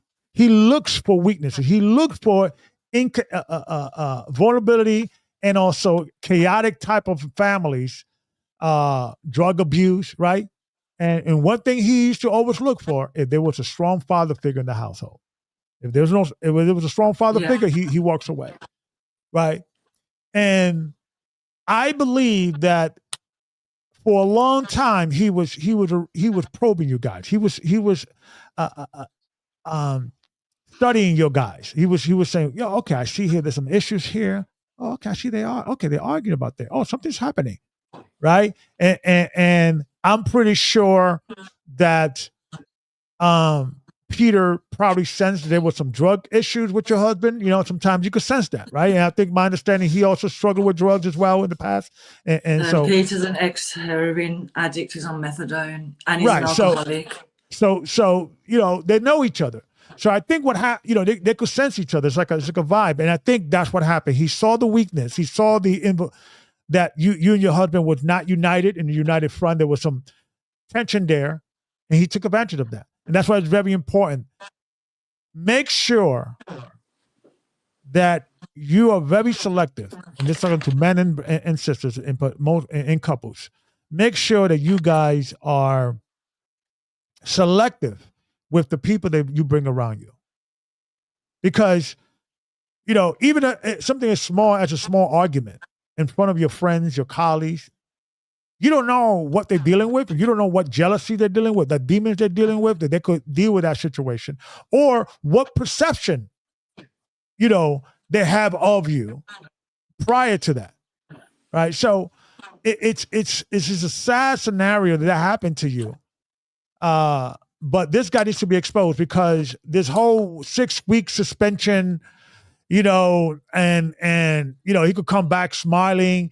Because I remember when I was kind of like exiting the church, that there was an incident that happened in one of the feast days, that a man and a woman fornicated. They got caught. They got suspended. And I was speaking to Elder Ricard, and this was the protocol since as far as I could remember. If somebody gets suspended, they eventually, they have to come back, apologize to the church. Yeah. And within the suspension, we having meetings with the individual, trying to see if he's really sorry and seeing if he's really sincere on his faults, right? Yeah. Ricard, see, listen, we're going to get rid of that. We're going to keep that private. We're not going to, do that anymore, right? And at that time, I was already discussing with the church. I was ready, wanted to leave. I was just looking for work secretly, right? And I want to bring it back to you, because I want to bring it back to the police situation.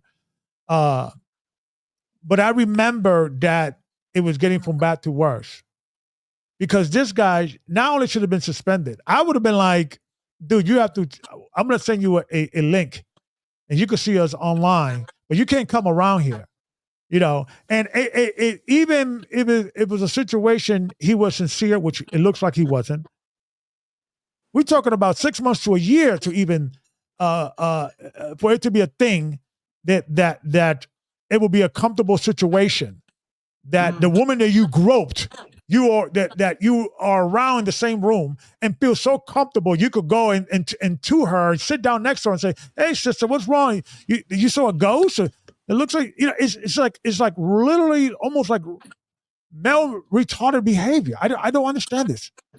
And for Bishop Blame to allow this to happen and to kind of have like like I said, Blame, if it was your sister, it was your wife, it was your mother, it was someone that you obviously respected, would you be acting that way? Well, it's insane. But go ahead, sister. So tell me how the police got involved and what they told you. And with that, the police got involved because Peter called the police, but I didn't give a statement until the 23rd of July. The police lady came to my home.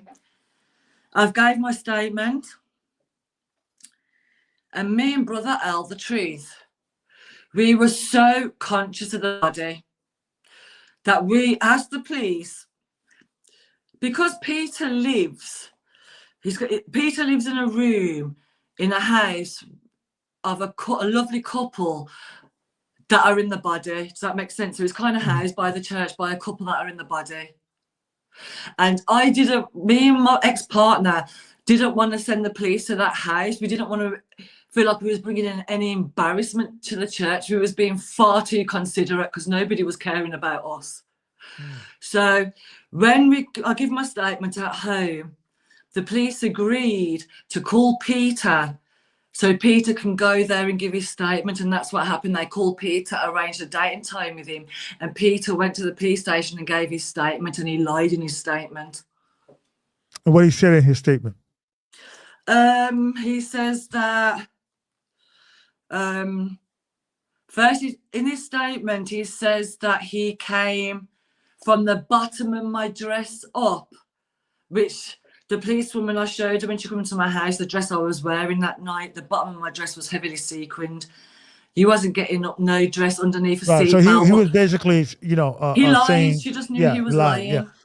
Now, so what happened next? I can't give you a specific date. We're talking a couple of weeks. I got a phone call off the policewoman, and she says, "We're going to charge Peter." Okay.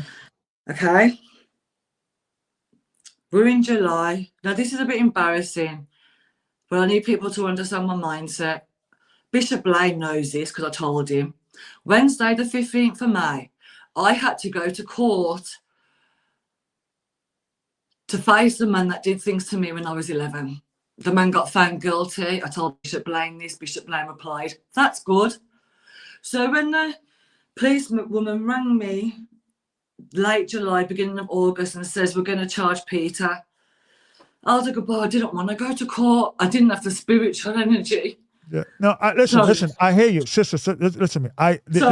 This needs to be understood, and this is for all the brothers. I didn't want to go to court. No, I hear you. I just wanted somebody to do the right thing. I 100% disagree. I agree with you. 100% agree with you. So I said to the police lady. But let me say this: you don't have to be ashamed for crying. I'm going to tell you why. And this is why people need to understand. And I think men want to go to court. Yeah, men don't understand it because it doesn't happen often to them, unless it does. You said that you also was violated. When you 11 years old. So this is the reason why you're treating this. You're acting this way because it happened when you was vulnerable as a young girl. It happened when you was in the church, with men that's supposed to be protecting you. Right? Yeah. And it's a damn shame that the only one that was kind of protecting you was the man that was your ex-partner that had a drug abuse, that you had issues him in the past in regards that you need to protect him from him as well. Brother Al just needed some help. Brother Al just needed some help and some support. Right. But regardless whether he just needs some help and he was sincere in that help, he was still falling short, right? Yeah. But here you are by yourself. You're not being protected, right? And the only person that's kind of protecting is the husband that you kind of needs protection for him too, because he's struggling with some issues and demons that he has to work through. Guys, you guys need to understand this, man. I just didn't have the strength to take Peter to court. If that makes me sound weak, no, it doesn't. Alone. No, sister, listen, and this is what people need to understand. I had no support from the church. Yeah, listen, victims sometimes struggle with facing their accusers and even being in the same room with them, right? And only a person who's been violated will ever understand that.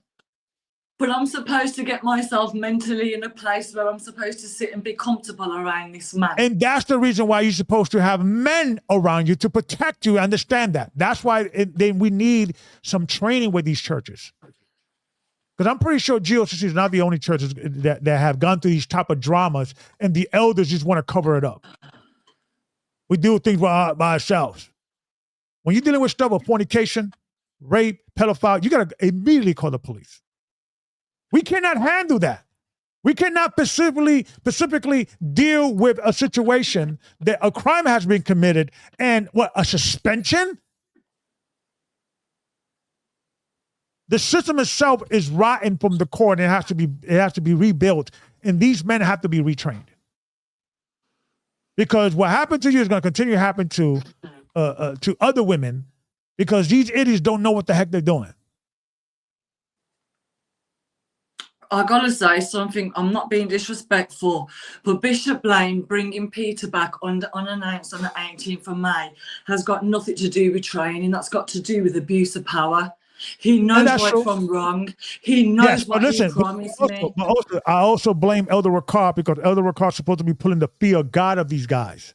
He's supposed to be training. Bishop Blaine knew what he was doing the day he brought Peter back. That was a calculated decision. He didn't bring Peter back by accident. He didn't bring Peter back by mistake. He knew what he was doing. That's why he was sat up there on the stage on his throne, ready to protect Peter. Bishop Blaine is not at Birmingham Church. It's Bishop Jamie that does the service. Bishop Blaine just pops his head in sometime. So for him to be there on this specific day shows which side he chose. The bare minimum that you could have done, Bishop Blaine, was meet me at them church doors and say, oh, Sister Chantal, just to let you know, the brother that sexually abused you is in there. Yeah. That was a power of abuse. That was manipulation. And that's got nothing to do with training. No, I agree with you. I agree with you 1,000%. And this is you're right. The more I think about this, and I hesitate doing these type of interviews because I don't want to be the guy that is like, oh, what's wrong with Gabar? He's like upset at GOCC. I don't want to be that guy. I don't want to. That's not what I want to do. But I cannot hear something that is so evil and wicked, and I'll just be comfortable. I can't do it.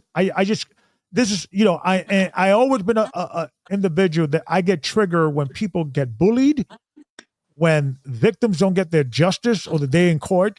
It's just a thing. And I truly believe that this is something that needs to be discussed in the hopes that these idiots get better and say, maybe Gabar has a point here. Maybe we have to rethink everything, because it hasn't happened to us or to one of our family. It has happened to the members of the church, right? But why does it have to be something that it has to be a great event like a murder? Obviously, a fight is not even a big deal, right? Because people are getting slapped and punched and all that and things of that nature. But does a killing has to happen for people to say, maybe we have to, do things different here? I don't know. But talk to me about the police and what he eventually got charged with and what happened after that. So when the policewoman rang me, I told her I don't want to go to court. So I can't say that she did this. Only Bishop Blaine can confirm this. I said to the policewoman, I don't want to go to court. I don't want you to press charge. I don't want to go to court. Can you please ring the bishop and tell the bishop that I'm not pressing charges, and that to make sure Peter never does it again. I was still had hope. I was hoping maybe the bishop, that it would touch some sort of kindness in him or some sort of morale in him, that maybe he would reach out to me, but he never. Yeah. But approximately within 7 to 10 days, the policewoman rang me back because she wasn't happy that I wasn't going to press charges. So she went to her supervisor. I think that's what they're called, your police supervisor. Yeah. And sergeant, she went to her sergeant. And because Peter has got a criminal history, he's a sexual predator, he's been to jail, they didn't need me to go to court. Right. Because he's down as an alcoholic and he was drunk at the time of the offence, they wanted to deal with him in the outer courts team. And she said, if I was happy for this, would I sign a piece of paper, a community resolution order? And Peter would have to sign it himself. But somebody with 100% guilt admission is only allowed to sign a community resolution order. Right. So that's what happened. That's what I know. So what he had to do was like a probational situation. He had to do community service. I think it was more like they concentrated on his alcoholic side. Gotcha. Like I know he had to do something with alcoholism. Okay. And I can't quote, but I know I signed the form and I know Peter signed the form. I know that. Yeah. And see, and what people need to understand that if you are a pastor or a bishop of a church, sometimes you need to work with law enforcement and your community legal, institutions, because they could help. Like I remember, if there's a situation that if a guy who's on probation and he got on probation for, he got arrested because he drunk driving, he's not supposed to be drinking. He ain't supposed to be drinking in the Passover or in the feast days, right? So I think there should be a much more intimate understanding of what's going on with members of the church. And especially if you got members of the church that are struggling with alcohol, with any form of addiction, bishop have to understand, okay, you shouldn't be drinking then, right? And that's the reason why it is, because I remember when I was speaking to Elder Ricard about this, right? Because to kind of go back into before we spoke, because I remember when we first spoke, I gave you guys, you and your partner at that time, the information. You called Elder Ricard and you spoke to Elder Ricard. What time period? This before the you went to the police or after, or the police charged them? Or? I spoke to Elder Ricard, like, obviously I came to you first, didn't I? Yeah. So the day that I came to you was just the last straw for me. I woke up in the afternoon and Bishop Blaine had just removed me off the group chat. Right. About an hour or so after he removed me off the group chat, I got a screenshot of somebody in the body, I'm not going to name them, with a message that Bishop Blaine had to put up on the group chat after he removed me. The message was a long message in regards to a brother he had to permanently suspend for fornication. Why, of course you wouldn't want me to see that. Right, because exactly. Of course you wouldn't want me to see that. Because when I saw that he removed me, yeah, I was confused, I was hurt, but as soon as that person sent me that screenshot, it all made sense. Right, yeah. It all made sense. So you reached out to me. I said, okay, sister, I reached out to you on that day, the day that Bishop Blaine, the 4th of September 2024, Bishop Blaine removed me. The same day he had to put the message up about Brother B. Yeah. I emailed you that day. Yeah, and then I think I reached out to you. I spoke to you and your husband. I gave you Elder Ricard's information, number. Yeah. You call Elder Ricard, and then what happened? I called Elder Ricard, not the same day you gave me the number. I needed to figure out what I was going to say. I called Elder Ricard. My partner stood next to me. My phone's on loud. I'm telling the truth. Elder Ricard's answered. I've explained who I am, why I'm calling. Now, I understand that I have probably caught Elder Ricard off guard. Of course, I probably caught him off guard. But he was very rude and he was very abrupt. And he said to me that I'm going to ask you questions, you answer yes or no. If you try and give any more details, I'm going to put the phone down, which has then caught me off guard, because how can I give such details with just yes or no answers? Yeah, that's So exactly he's what he did asking me with Brother Troy. questions. That's exactly what he did with Brother Troy. And this is the moronic thing. Ricard, listen, if a person is calling you and telling you, hey, I was, groped. Hey, elder, one of the bishop took my wife. Okay. It's not your time to be rude and obnoxious. It's your time to take your time and say, wait a minute. This is happening He under was my roof. rude and he was abrupt. Yeah, and it's always Ricard, because it's like, I'm pretty sure you led with, elder, I was sexually assaulted, right? Yeah. Exactly. That should have been like, Yeah. bing, bing, bing, bing, bing. Stop everything. Let's have a conversation. Not And he to stopped prove. me and said, I'm And going to Ricard, ask you you need to yes or no understand. Listen, questions. yeah, and I also want to say to Ricard, you need to understand that people respect you. They view you as an elder. They get intimidated by you. So when somebody's calling you and telling you that they got assaulted, that the wife, the bishop of the church took my wife, it's not your time to be arrogant. It's your time to listen, dude. And if you don't have those incidents when you ain't supposed to be in that position. And I'm saying that.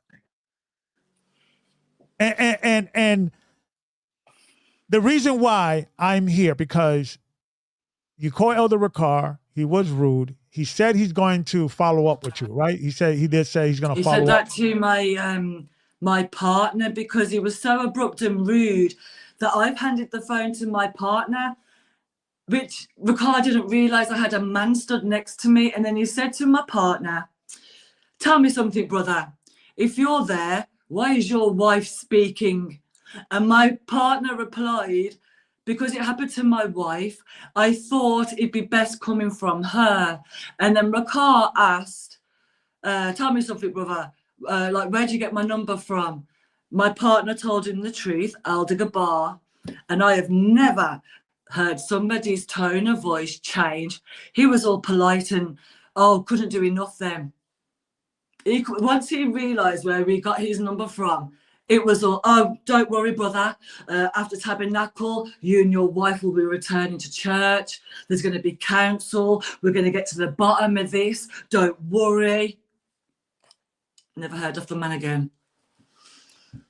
And I remember shortly after that, I think you and I, we spoke again, you and your husband at that time. And yeah, we got to speak to Elder Ricard. He's going to contact us after I think it was after the feast days. It's like, okay, great.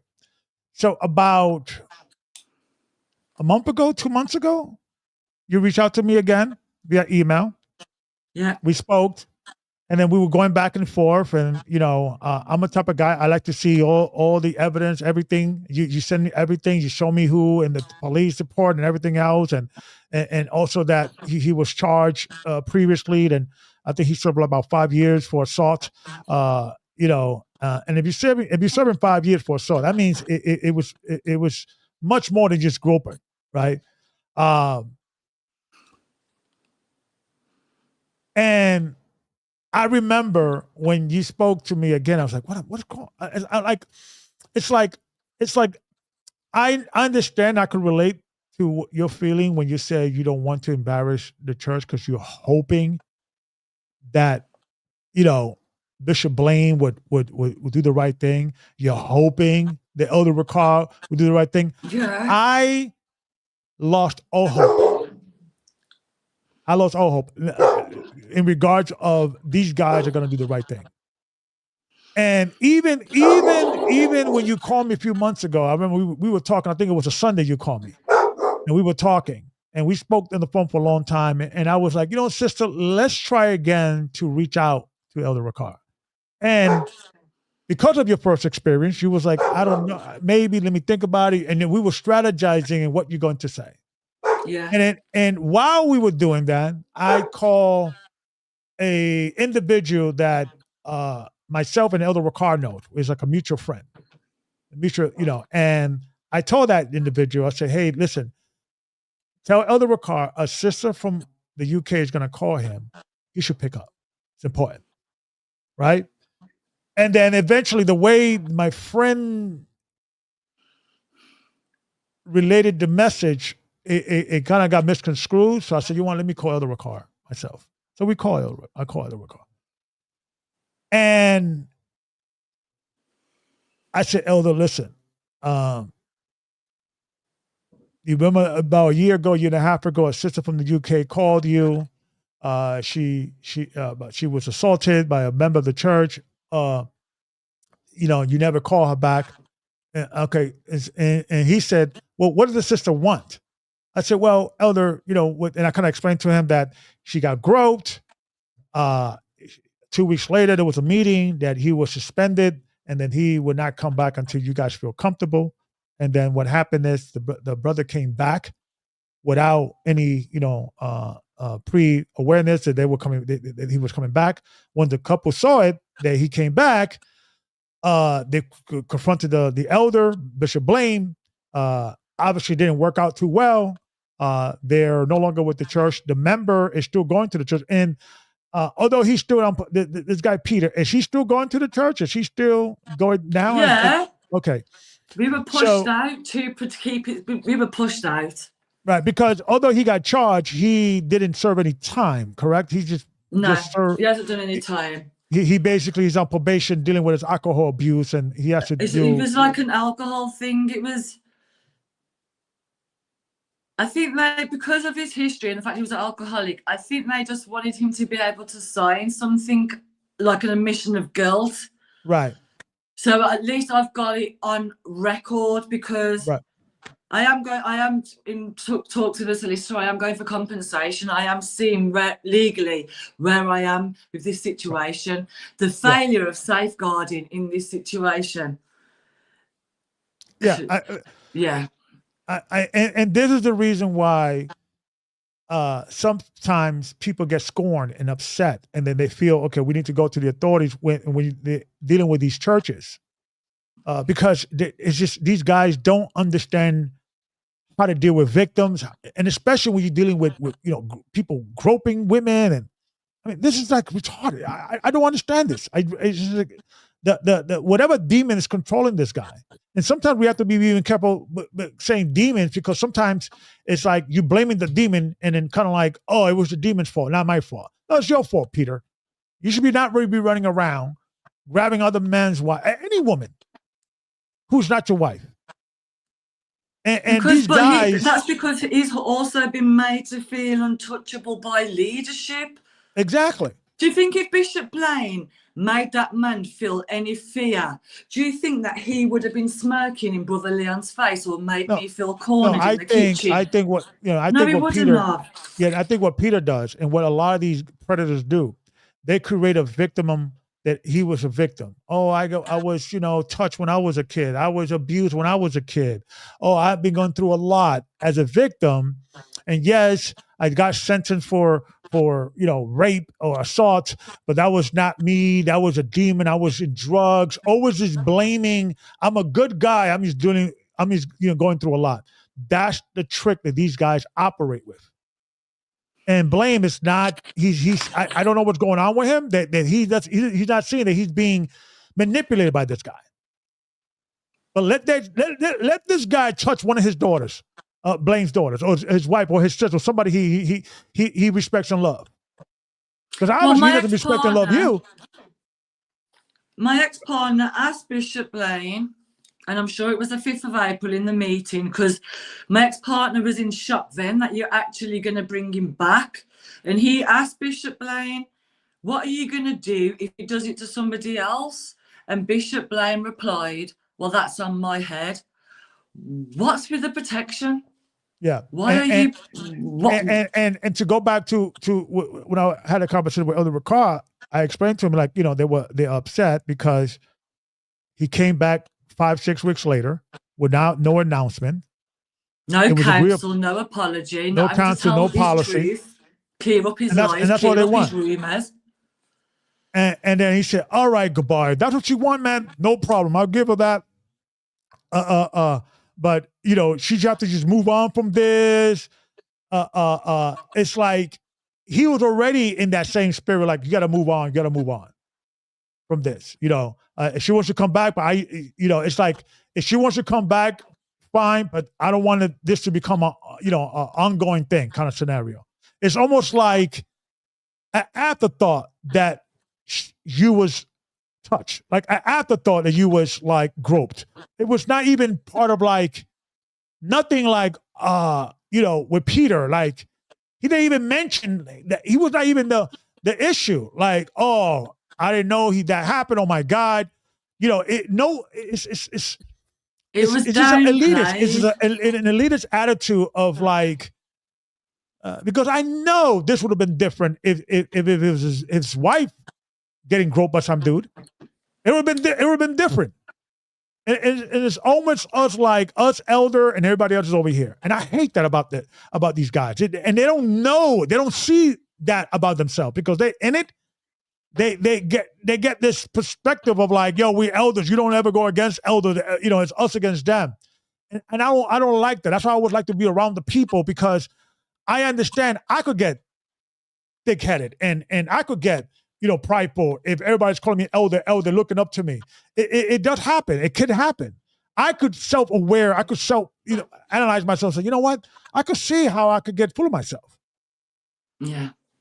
And this is the reason why these guys are going to ultimately.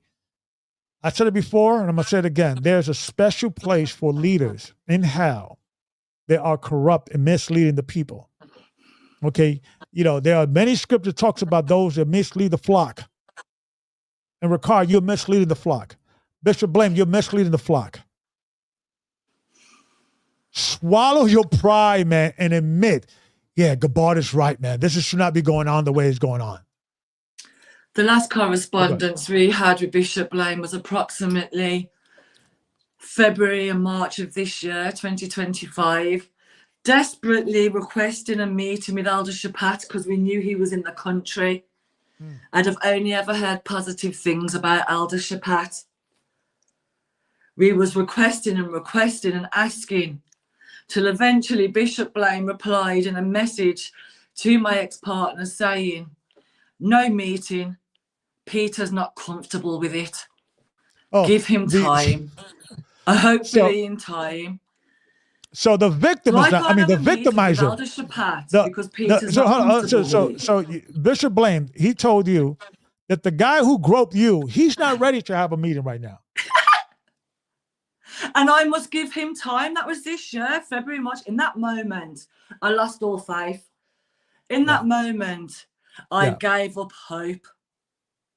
Yeah. And this is the reason why I felt it was necessary to have these conversations. Why? Because I try to have Elder Ricard deal with this situation, but the way he dealt with the situation, and then, obviously we got into, because we was ending up pretty well, like, and he's going to call you. I was like, I hope he does, but he said he's going to call you because he does says he's going to call people, and he forgets about it. But the minute he said, hey, Gabbard, when you coming back? And then I said, well, Gabbard, Ricard, we have to deal with that whole situation with Amath and his father taking another man's wife.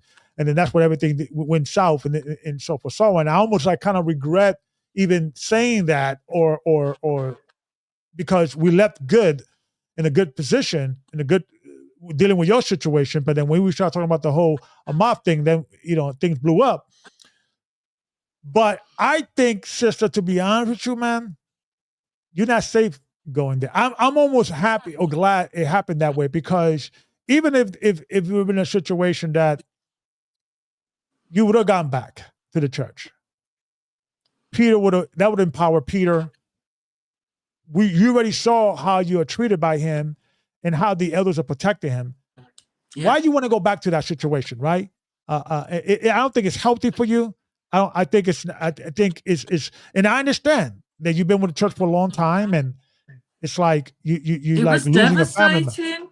Yeah, you lose. It's like a family member, right? It's like I remember when I left the church, and for like a week or two, I was like, it's like a death in the family. It's like it was like weird, right? You feel lost. Yeah, I get that, and that's why it's important. Leaders, that's what's important. Leaders, Bishop, people's salvation is in your hands, and to some degree, because they're looking towards you guys as the example of the body of Christ here on earth. And when you deal with Why stuff is like this this, man allowed to drink in church? You know he's an alcoholic. Church should be his sober space. exactly, not the place where he could get drunk to the point he gets the cojones, the chutzpah to touch another man's a woman's breast in the church. Who they're driving him home. It's insane. It's insane the audacity of this guy. Because that was going to be one of my conditions if Bishop Blaine had been a man of his word and had made that phone call to say I'm bringing him back.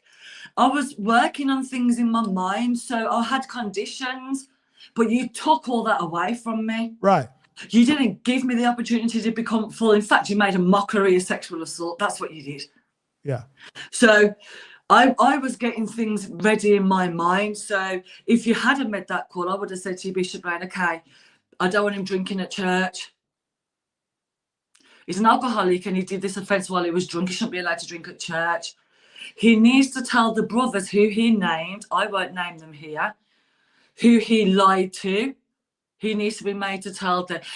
He was never made to clear up his lies. So a year and a half later, I've still got people walking around thinking I had some type of affair with that man. And when I did go back to church on the 18th of May, when the day that you brought him back, one of the brothers that he named, who he told, oh, Alder Gabar, if you could have saw the way that brother looked at me with such disgust. Now, that brother's normally very polite to me. Shalom, sister. But that day, I just knew the way that brother looked at me. The way that it's a rumor. It's something going on. Will they have an affair? I get it. I get it. And that's the reason why this guy, Peter, he spread that thing, because it sounds better. It's bad, but it's less worse than him being a damn rapist, pedophile. You get what I'm saying?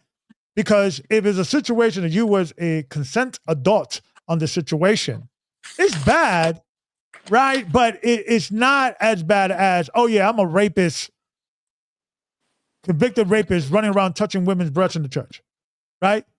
So these guys, they know how to operate. This is not the first rodeo with this guy. So now it's like in the church, it's like, we don't really know what happened. It's confusion, and there is where these people survive, in the confused part, and I'm not sure. Blaine, do a background check on this guy, and you will realize you're dealing with a criminal and a manipulator. And I'm telling you, he's going to do it again. When after the sexual assault, Peter started a typical playbook list of tactics that predators do, if I may have a minute to explain. So he sexually assaulted me on the 16th of March. I buried my head. On the 20th of March, I put on the group chat, please look, congregation, 20th of March 2024. If anybody needs a bath lift, Peter liked it. That's a tactic. He's acting like everything's normal. On the 22nd of March, Peter put up on the group chat, everybody please pray for me. Exclamation mark, exclamation mark, exclamation mark. Another tactic, making the congregation feel like something's wrong with him, something's happened. What do you think he's asking for prayers for?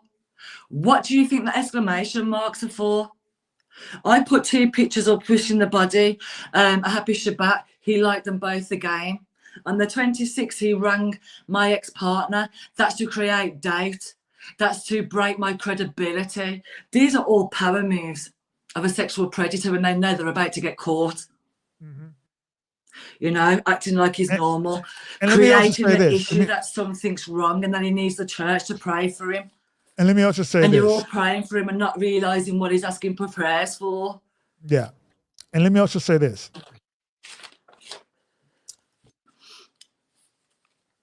And not to get racial on this subject, but we need to.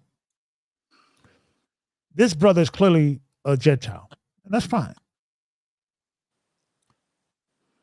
But we have to have a conversation, and I know the Hebrew Israelite community that are dealing with this, racist doctrine are going to have a field day. You see, Edomite, God, you cannot make straight what God made crooked. He's going to go into. They're going to have a field day with this. But there needs to be a level of understanding when an organization is run by Blacks and Latinos and people of color. And this organization is claiming that we are God-chosen people, returning to the commandments of God, accepting Christ as our Lord and Savior, and we are opening the doors to the world. And I know the majority of the people that follow Christendom don't really care about the Israelite movement necessarily, or think that it's a threat or it's not something that is right. But they understand that the Israelite movement is growing. Yeah. It's becoming a global conversation now. Who are the real Jews? Who are the people of God? Mm. And unfortunately, the poster child of the Israelite community, or the term Israelite, is associated with the Black Hebrew Israelite, who are racist against white people and everybody else. And here we are, we in GOCC, rightfully so, accept all nations. Yeah. And here we are, we accept this brother as a brother in Christ. He's wearing the fringes. He's becoming one of us. He's become a spiritual Israel, if you will. He's been grafted in.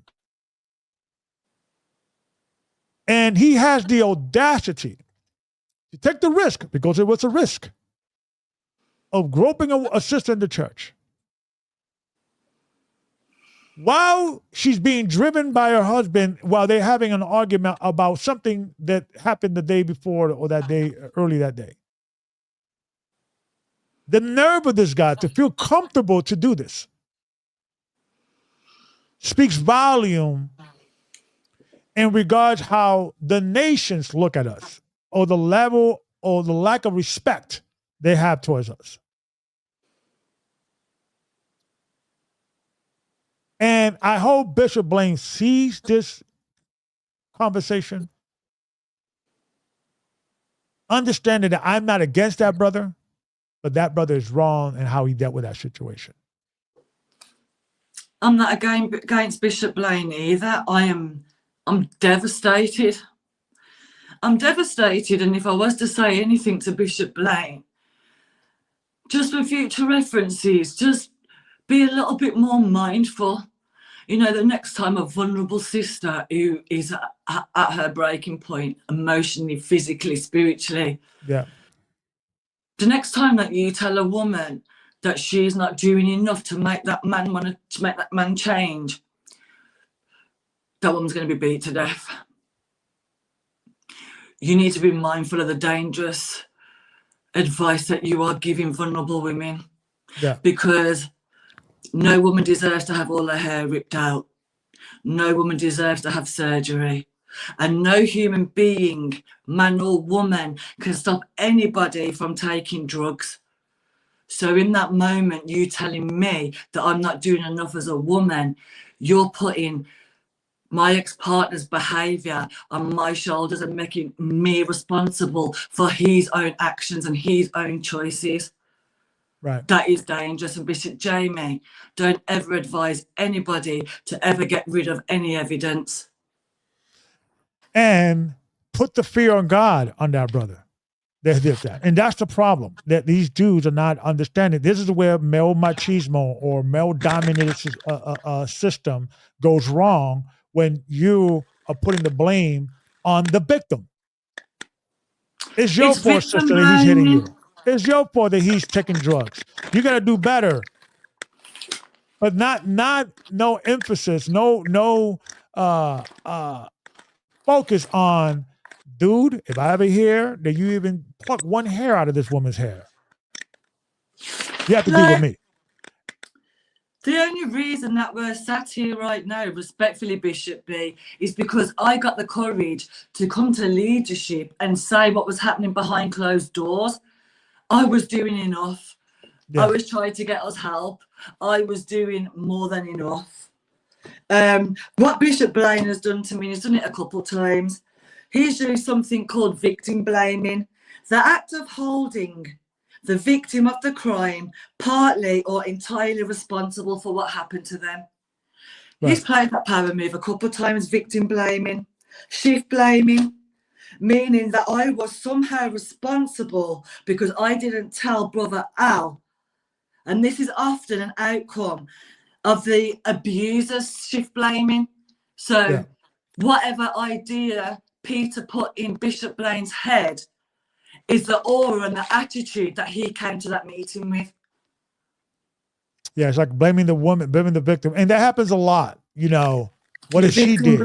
Blaming, shift blaming, you're manipulating, you're using your power of abuse, you are misusing scriptures. Because if you'd have carried on reading Bishop Blaine, verse 25 starts with but. Why didn't you read that? Yeah. But if a man, why didn't you read that? Shall I read it? But if a man find a betrothed damsel in a field and the man force her, because that's what Peter did, he forced his hand down my top. Right, exactly. Why did you not read that? Exactly. Why read the part that only benefits you? And it's these guys are, listen, I have lost all hope. And in regards to these guys are too arrogant, and it's like someone who is unqualified but got in a position because someone who is also unqualified, and I'm referring to Elder Ricard, started a church, and now he had a bunch of unqualified men under him because he's unqualified. And just because somebody's a good preacher, right, doesn't mean that he has the skill to run a church and other endeavors. And he has weaknesses, Elder Ricard. He has strength, he has weaknesses. So until Elder Ricard understands that and admit his flaws and understand this happened because I set the precedent. I established it's okay for Bishop Blaine to do this. I'm establishing the narrative and the environment for it to be okay for Amaf and his father to hide the fact that they were taking another man's wife and trying to convince the brother that we were okay with it. Because it's not because of my reputation. That's something, because listen, Amaf, I am lucky that I was not in the church up there, because I would have come to Amaf and said, what are you saying about what I'm okay with, or putting your name, my name in your mouth, and as I always agreed that I was agreeing with this brother or whatever, like I knew about this situation, because when the brother called me, Troy, he thought I knew, because he thought what Amaf told him was correct. It was a total lie. What kind of environment, and I'm speaking to Ricard, you think creates that type of laissez-faire type of leadership? What creates the gust of a man going to Jamaica? I'm speaking to Brother Gaja, having an affair with 3 confirmed women, and there was another one unconfirmed. What kind of church do you need to be in that a leader feels comfortable doing that? And that's why I didn't want Elder Gadja, and I refused to have him as the elder brought in, because of people talk, all the negative things of her. Of course. And I told it to Gadja. I said, Gadja, your listen. Friends, I told to Gadja, I said, Gadja, I build my reputation prior to you even coming to this church. I'm not going to ruin it for you, Baba. I'm not going to do that. It was wrong what you did. You should not be in that position. And the only reason why I even stood with the church that long, I was ready to leave because of Gadja. It's because it was happening during COVID. I didn't have a place to go. Right? I was being supported by the church financially. I was trying to get some work. And I was like, I have to maneuver here. But I was done with the church because I saw immediately, I saw Elder Ricard trying to cover that up and just try to isolate only the people they know and have an only meeting with them. And that's his MO. Yeah. And this is the reason why these guys don't respect it. And the biggest fight that we ever gotten, me and Ricard, has been over him protecting people that are they're doing things that are against the church and the body of Christ. Yep. The biggest fight we got is because of over Gaja. How can you allow this to happen? I'm like, huh? Don't you know how this is going to reflect on you? How this is going to look? Because, people are going to say, well, if Ricard is okay with it, I'm telling you, it's a mindset, and you don't want my fear and my concern and why I feel it needs to be told is because more of these type of things are going to happen under Elder Ricard's nose. Because Ricard, people don't respect you, bro. They don't really respect you because it's a difference. It's a difference when they kiss your butt when they're in front of you. You got to judge the people when they're not in front of you. Yeah. The reason why Gaja felt it was okay to be having different relation with different women in the church in Jamaica is because he didn't respect you, Ricard. The reason why Amav and Pops was okay is like, I'm going to take this other man's wife because he didn't respect you, Ricard. He could tell you all that elder crap. They don't really respect you because you know and I know that would not go down if I was running that church. Yeah. They don't respect you, bro. They pay that good game, elder this. They give you gifts every single time they come and to the church. Elder Ricard. I've been there. I know how they treat the elders. Yeah. But I don't care about that. I judge people what they do, not what they tell me. And Ricard, I feel sometimes Ricard, and especially with these guys, is like, Ricard's like a kid in high school who is not the cool kid in high school, and all these kids are the cool kids, but now he's like the leader of the cool kids, and the cool kids are just being like, just saying what he wants to hear, because all you gotta call him as an elder and give him a gift, and he's gonna be in La La Land thinking, oh, this brother's a righteous brother. And I dealt with all kinds of situations. Listen, I'm not a perfect man, because I think Ricard comes from a place that he wants just to protect the people and protect the integrity of the church, but you cannot create a narrative that you're protecting this institution called the church, GOCC, because now you're making a god out of the church, an altar. That it has to be protected. Any scandal got to be taken out the way. Doesn't matter what happened. Oh, victim, sister, listen. What do you want? Just don't bring it up again. Because that was just more attitude when I was speaking to him. It was more like, what does the sister want? What do you mean what she wants, dude? Like, I want to clear my name. I want the congregation to know I never had any type of affair with that man, because he never had to say sorry to me. He never had to have a meeting with me. Apart from the meeting where blame made him wait outside after confessing, he never had to have counsel. He never had any restrictions put on him. I've never heard of anything like this, not even in the world. Well, sisters, you have to just forgive them because that's what the elder says. And that's where the arrogance comes in. But isn't there a process to forgiveness? Of course it is. But these idiots don't understand that. And all they need to do to be able to understand it, let that happen to them. Let them be invalidated. Let their money be stolen. Let something happen to them. Like, I need him to come and confess and tell me. But it didn't happen to them because these guys are so like out of touch with the congregation. They don't view you guys as their equal. I think they view you guys as like beneath them. Like, we're the elders. We can say whatever we say. You got to follow the elders, and that's it. I think these guys are too far gone. I don't think these guys could get back. And it's up to the congregation to stand up and say, no mas. And they know if listen, you know how many people have called me secretly? Oh, you're right, but I don't know what to do. It's like, brother, sister, listen. Nobody said anything, not even the deacon. With all due respect, I remember, I heard it with my own ears. I remember my ex-partner on the phone to the deacon one time, and I had my partner say to the deacon, my wife's not comfortable.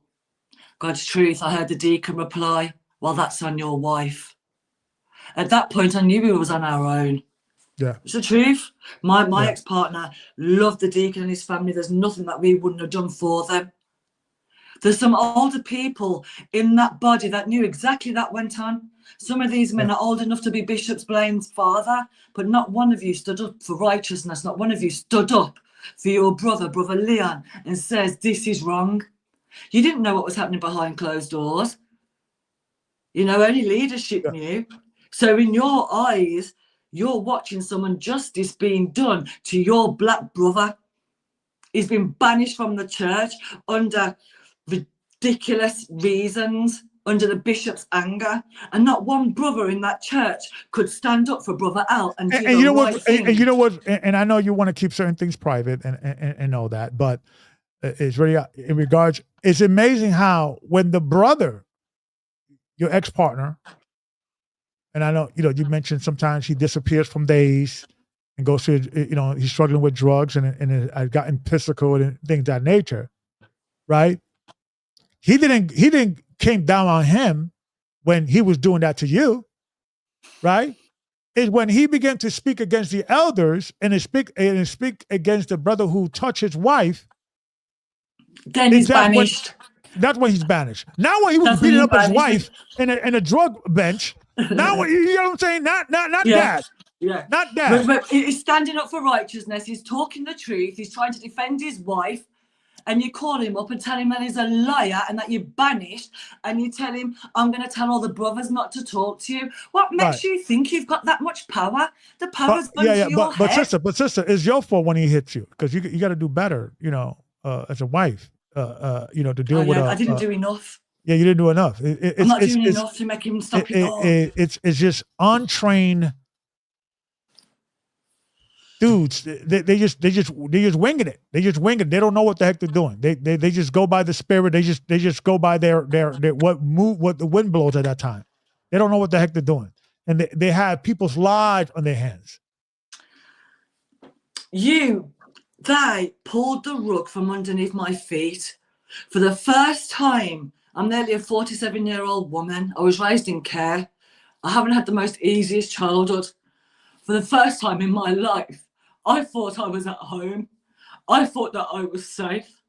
Even with all the stuff behind closed doors, I loved the body. I loved cooking my food. And not one person stood up and said, Peter, you shouldn't have done that. Everybody, forgiveness, you've got to forgive him, you've got to forgive him. What's happened? What has he done to earn forgiveness? He hasn't even apologised to me. Bishop Blaine made him wait outside. That in itself is also a power move. He needs to remove the perpetrator so he can apologise to the victim. And it seems like a more sincere apology without the perpetrator there. It's been a power move from the beginning. We cannot put it down to not having enough training and not having enough this and that. Respectfully, he's been a bishop for over 10 years. You know right from wrong. You know goodness. You know how to have a bit of consideration. You know how to have a bit of empathy. Do you know the damage that it caused walking into church and seeing a man that sexually assaulted me just sat there? And you're just sat up on the stage. No support. No nothing. You didn't even get off your chair and walk over to me or my ex-partner. Your sole purpose for being at church on the 18th of May was purposely to support Peter. You anticipated violence. You was waiting for violence. You was waiting for Brother Al to put his hands on Peter so you could use it against Brother Al. You let us down. You manipulated the situation. And I'm not going to throw people under the bus because I'm getting emotional. But we know why, Bishop Blaine. I'm happy to have a private meeting with you, with Peter. Call it all out. I'm not going to throw people under the bus on here.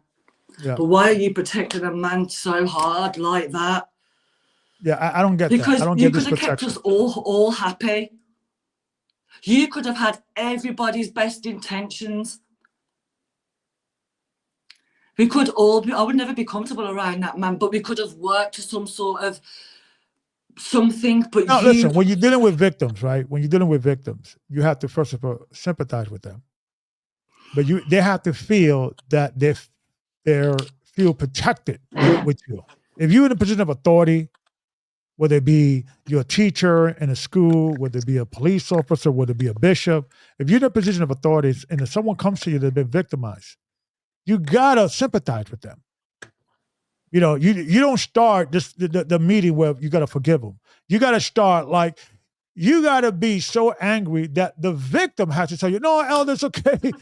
I don't want that, you know, because I would be like, I need him to be suspended for a decade. I need him to do this. I need to apologize every morning. You know, I will go overboard because I think that's what the victim wants. The victim wants somebody's on my side, somebody understands me, what I've gone through.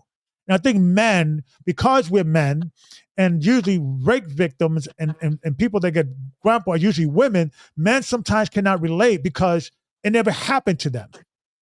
Right? They've never been in that situation. So they cannot understand. They don't sympathize. I don't understand why this brother does not understand that a woman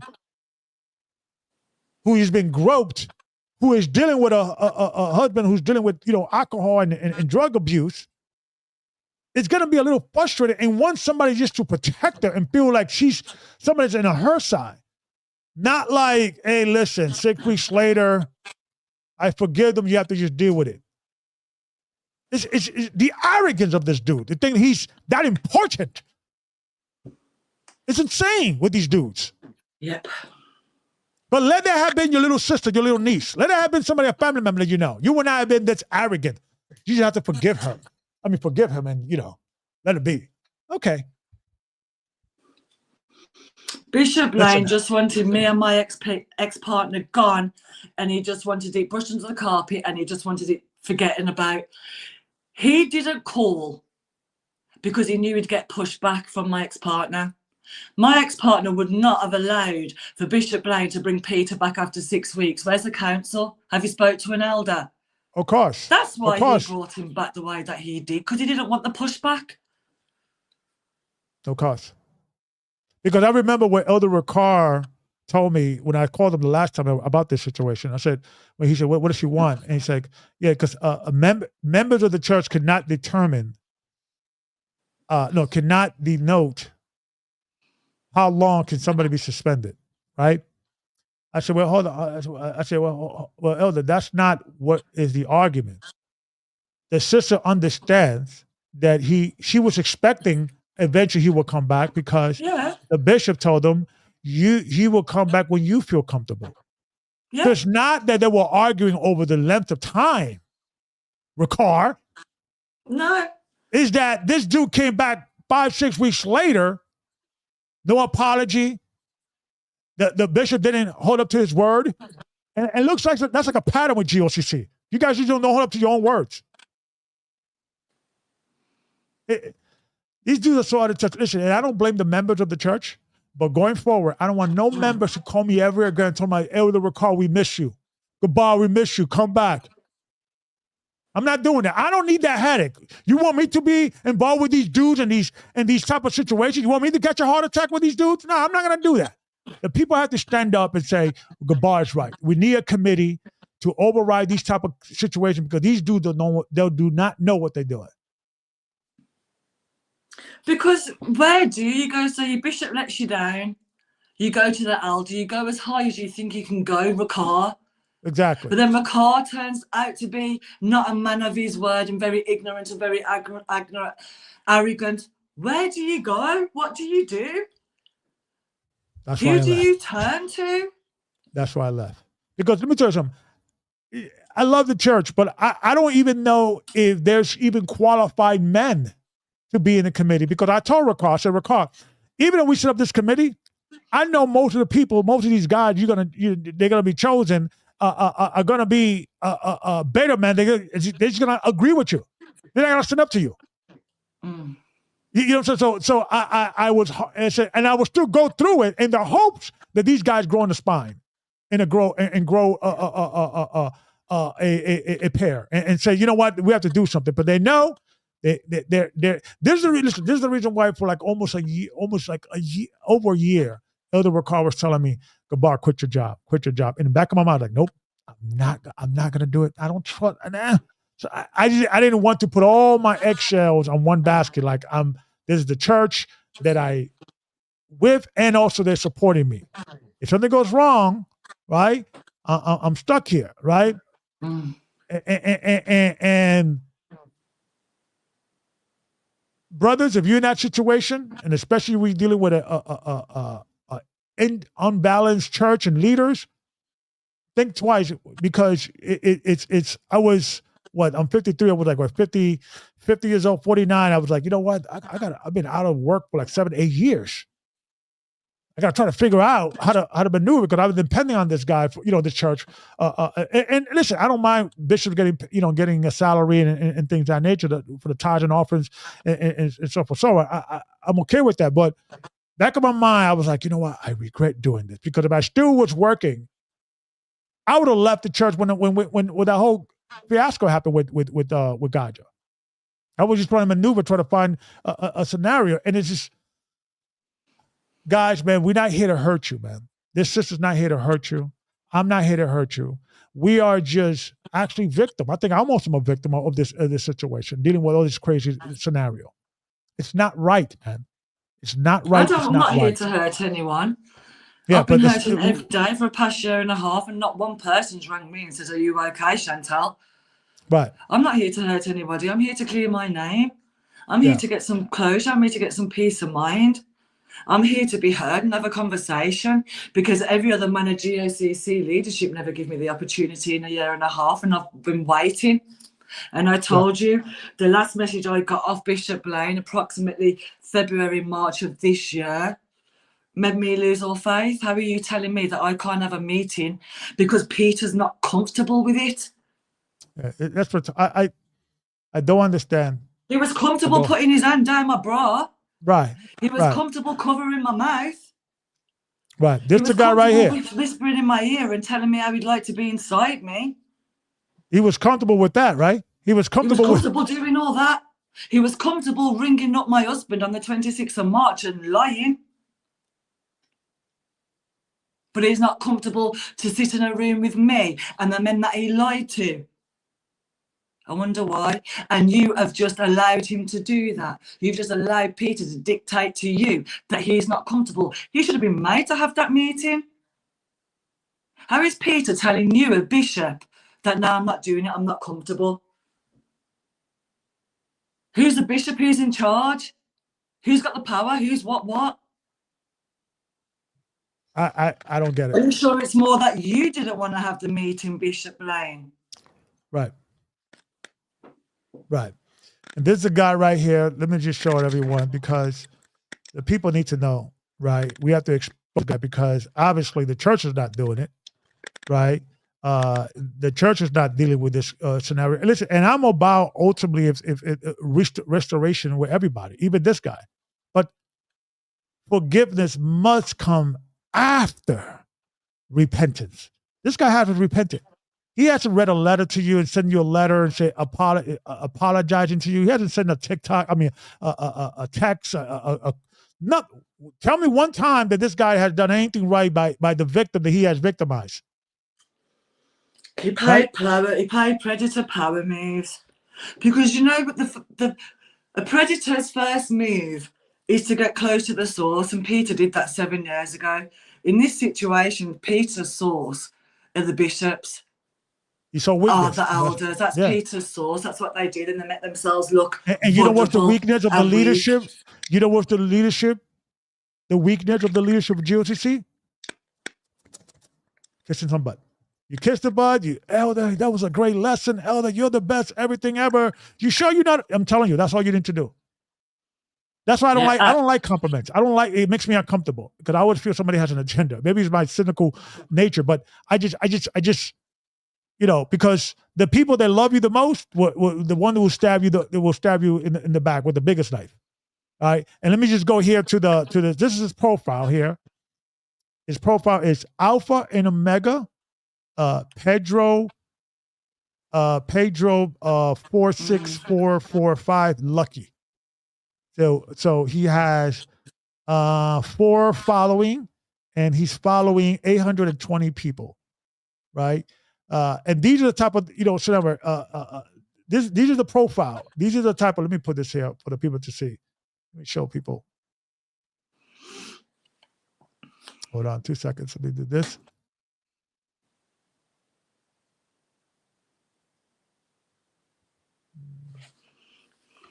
Hold on, let me do this. I'm sorry. Okay, here we go. This is the one I'm looking for.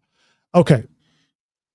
So this is his actual profile, right? And these guys, they never put their picture on their website. There's another MO. They usually and look at all these pictures, all these messages, these heartfelt messages. Too often, what does she say here? Wait a minute. Let me put this back.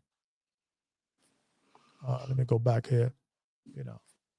Too often we seek a reason to thank God, but in reality, we should be praising Him for every breath we take.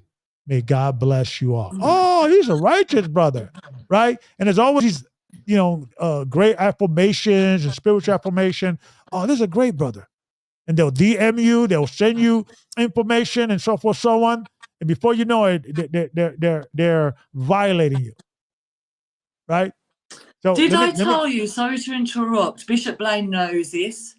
Did I tell you that all through this, that Peter kept watching my TikTok? I haven't got a big TikTok. It's just got my dog on there, my grandkids, but he kept looking at my pictures. And January this year, he put like a message up saying, GOCC forever. My husband showed obviously Blaine. with this guy who's running around, groping women, for him, he's like, oh, I find home. He feels safe. And the same way you would come to the church and say, I thought I found a place that was safe. He's now is the same church. So I feel safe here doing whatever I want, groping any woman I want. That's what he's saying. He feels confident. He knows he's got nothing to worry about. Right. This is the guy right here. Mm-hmm. Okay, this is the best picture I could have got, but if I get more pictures, there's no pictures out there of him. Right. But that's how these guys operate, because they operate the shadows, right?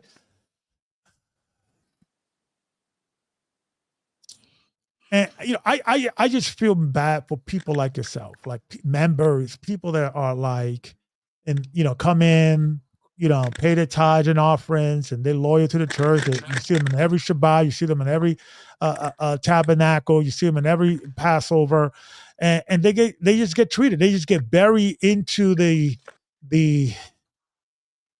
just get buried in all, and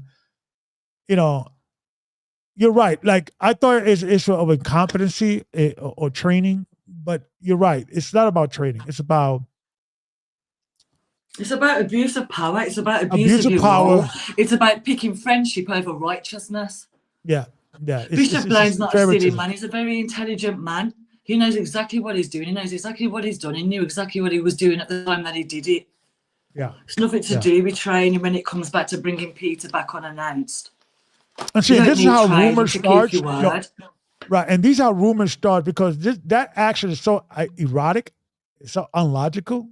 What Bishop Blaine did, that I'm trying to is there something else going, right?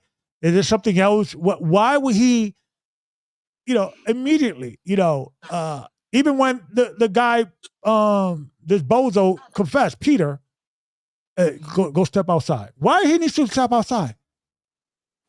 Because that's a power move. Because in that moment, Bishop Blaine needs to get it back, and he can do that better with Peter outside. He doesn't want Peter to admit or incriminate himself anymore. Now, in that moment, Blaine's thinking of a way of, right, how am I going to save my friend? Because his first response was to give me a pity story about how Peter had a hard childhood and now he was sexually abused as a kid. What's that got to do with me? Why are you trying to get the sympathy vote from me? I'm just about to go into court and deal with a man that took my virginity at 11. Why are you playing the sympathy card? It's manipulation.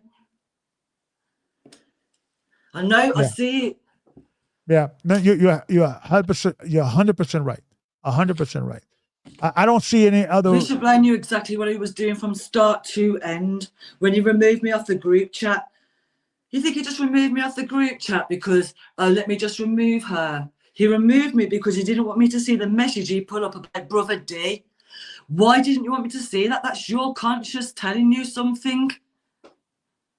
Why wouldn't you want me to see that message? Because you're looking like you're doing something good by having to permanently exclude a brother for fornication, when you've just totally done me wrong and brought a man back unannounced who covered my mouth and shoved his hand in my bra and grabbed my breast hard. That's why you didn't want me to see that message. So you removed me. Yeah. You removed me. Yeah. The key was to push me and Brother Al out. That's it. That was the agenda. That was it. Yeah. Yeah. And listen, man, members from GOCC, this was going on under your noses, man. And I'm not blaming the membership, because I think they are also victim of, it has become like a cult, I think. There's good people in the church, but it has become like a cult that now it's like there's no sense of proper judgment and governance. Is whatever the elder says, regardless whether it is in the Bible or not. It's not, we're followers of man, not follow the scriptures. And, these dudes don't understand what they're going to be facing in the day of judgment. There's a special place for people that are leaders of the church, or leaders of the body of Christ, or the leaders of the nation of Israel, and they mislead them. Mm. What happened to the false It's prophet? not the body. The body's beautiful. Yeah, they're victim too. They're victim too, because in their mind they can't conceive that something that evil is happening, so they rationalize it. It's like a self-defense thing. It's psychological, like, oh no, there got to be something else. Maybe Gabar doesn't really like, Ricard. Maybe there's something else. Maybe that's something wrong with that. There's information. We got to hear their version.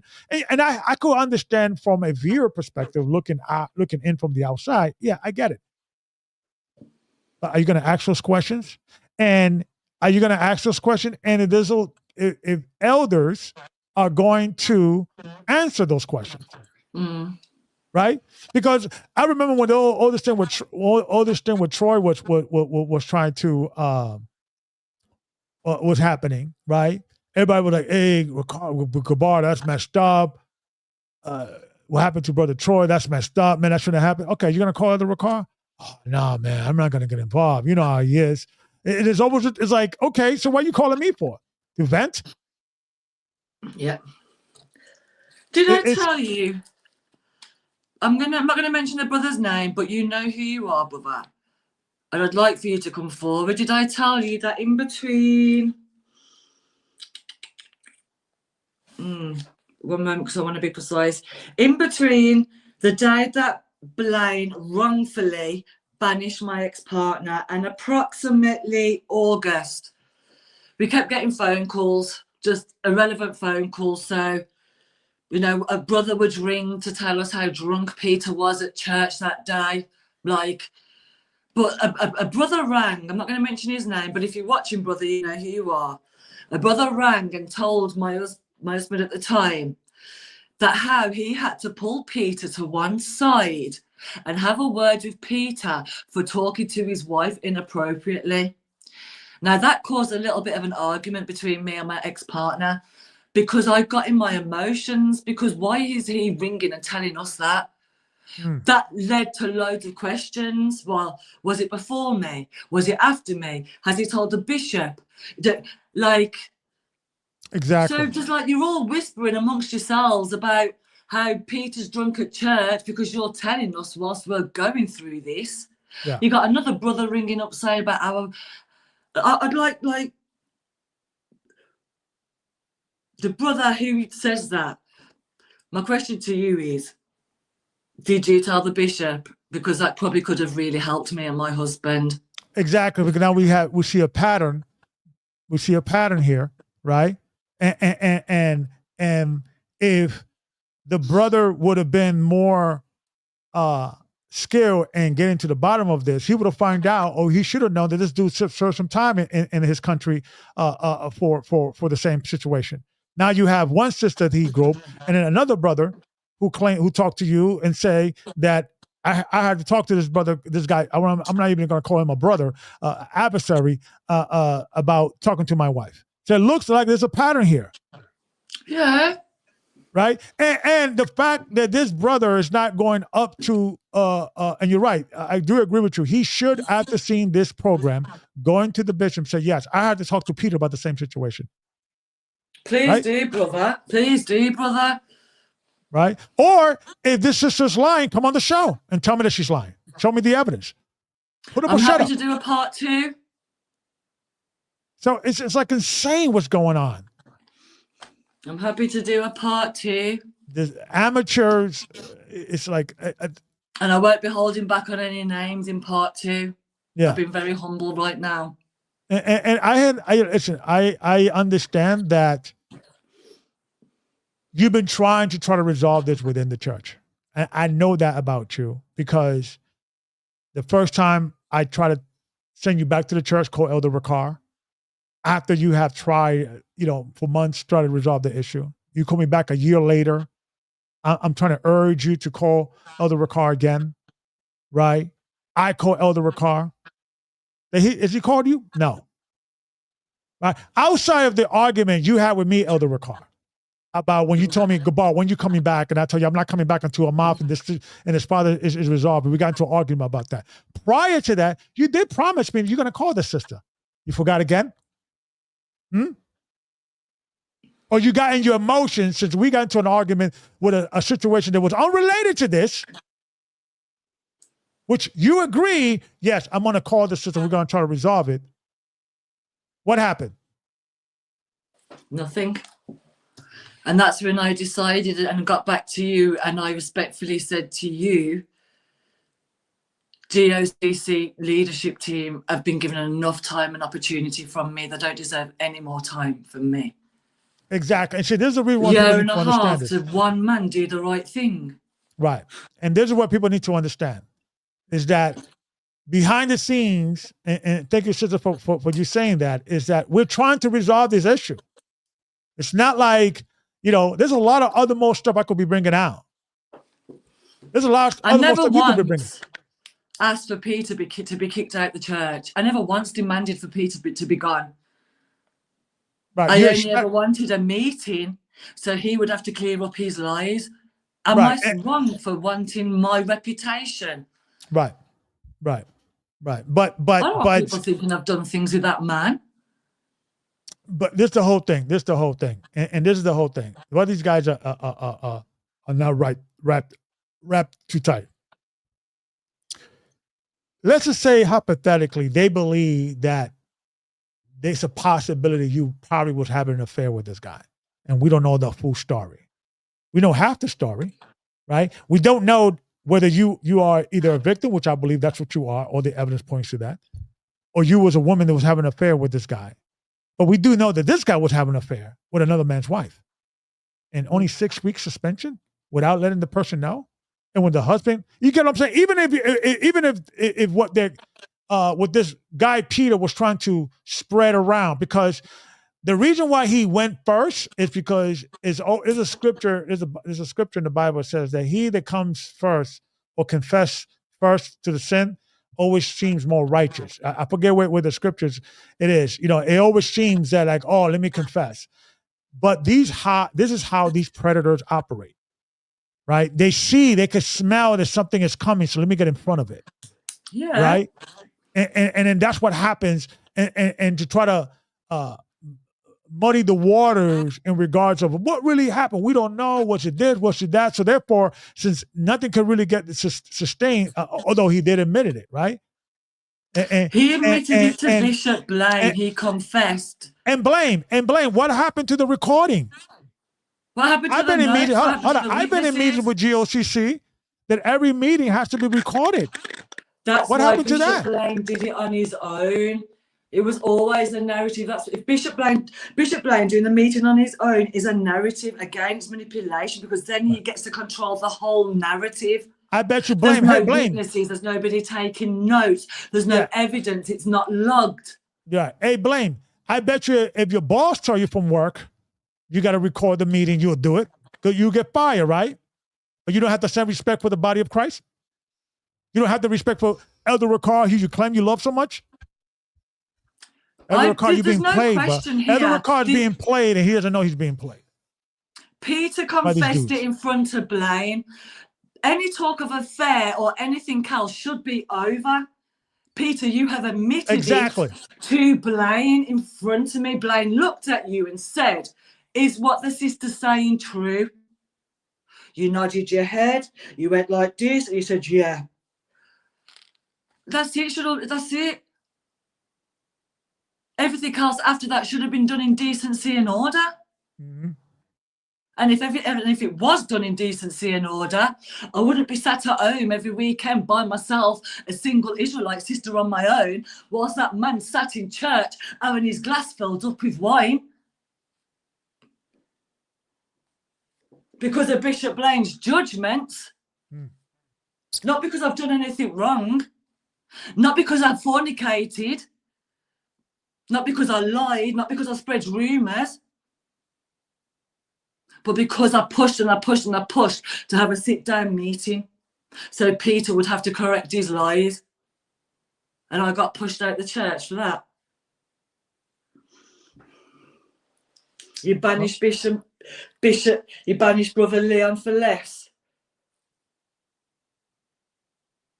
To protect your friend Peter. Why? And you're right. That brother who told you about Peter, he should confess. He should say something. Yeah, he should say something. You should definitely say something. You should definitely say something. Go and confirm, because now that is a pattern. And sister, I know you was hesitating to go to the police, and I know eventually the police kind of like, and that happens especially with these type of cases, because over here in the United States, victims, even if they refuse to press charges, the prosecution can still press charges on the person. Because there's enough evidence and stuff for so on. But it's usually those type of cases, they get dropped down to like a misdemeanor or some violation. And it's definitely a thing that I understand, the victim mindset, that you don't want to deal with this, the drama, going to court, seeing saying what happened to you, reliving that night. And people don't understand, especially men, because they don't go through that, right? Yeah. But women are the weaker vessel. They gotta get more emotional with that. They gotta get a more what's that word? Want to retreat and not being open with what's going on, and especially when they feel they're not being protected. Right? Definitely. It has to be a conversation, right? That's why I urge every sister, if something happens to you, make sure you record it. Make sure that you don't wait for years and wait until later, because it always gets more difficult to prove it later. And I commend your sister for coming out, because I would say this. Leave it up to you. This interview would have been sooner. It was me hesitating and trying to see work out the situation. I would, this all happened during the time when my daughter was getting married. Yeah. The Ricard came. So I was trying to hope there's some hope. There's no hope. I'm done. There's no hope. There's no hope. These dudes are going to do whatever they want. It's until I'm going to leave it there. I leave it there. Just body, I love you. I miss you all. I will pray and keep you all in my prayers in the future. It's sad that I had to leave under these. Not that I didn't leave, that I was pushed out. I'll always think of you and I'll pray for you all. And it's just devastating. I know. Trust me, I know.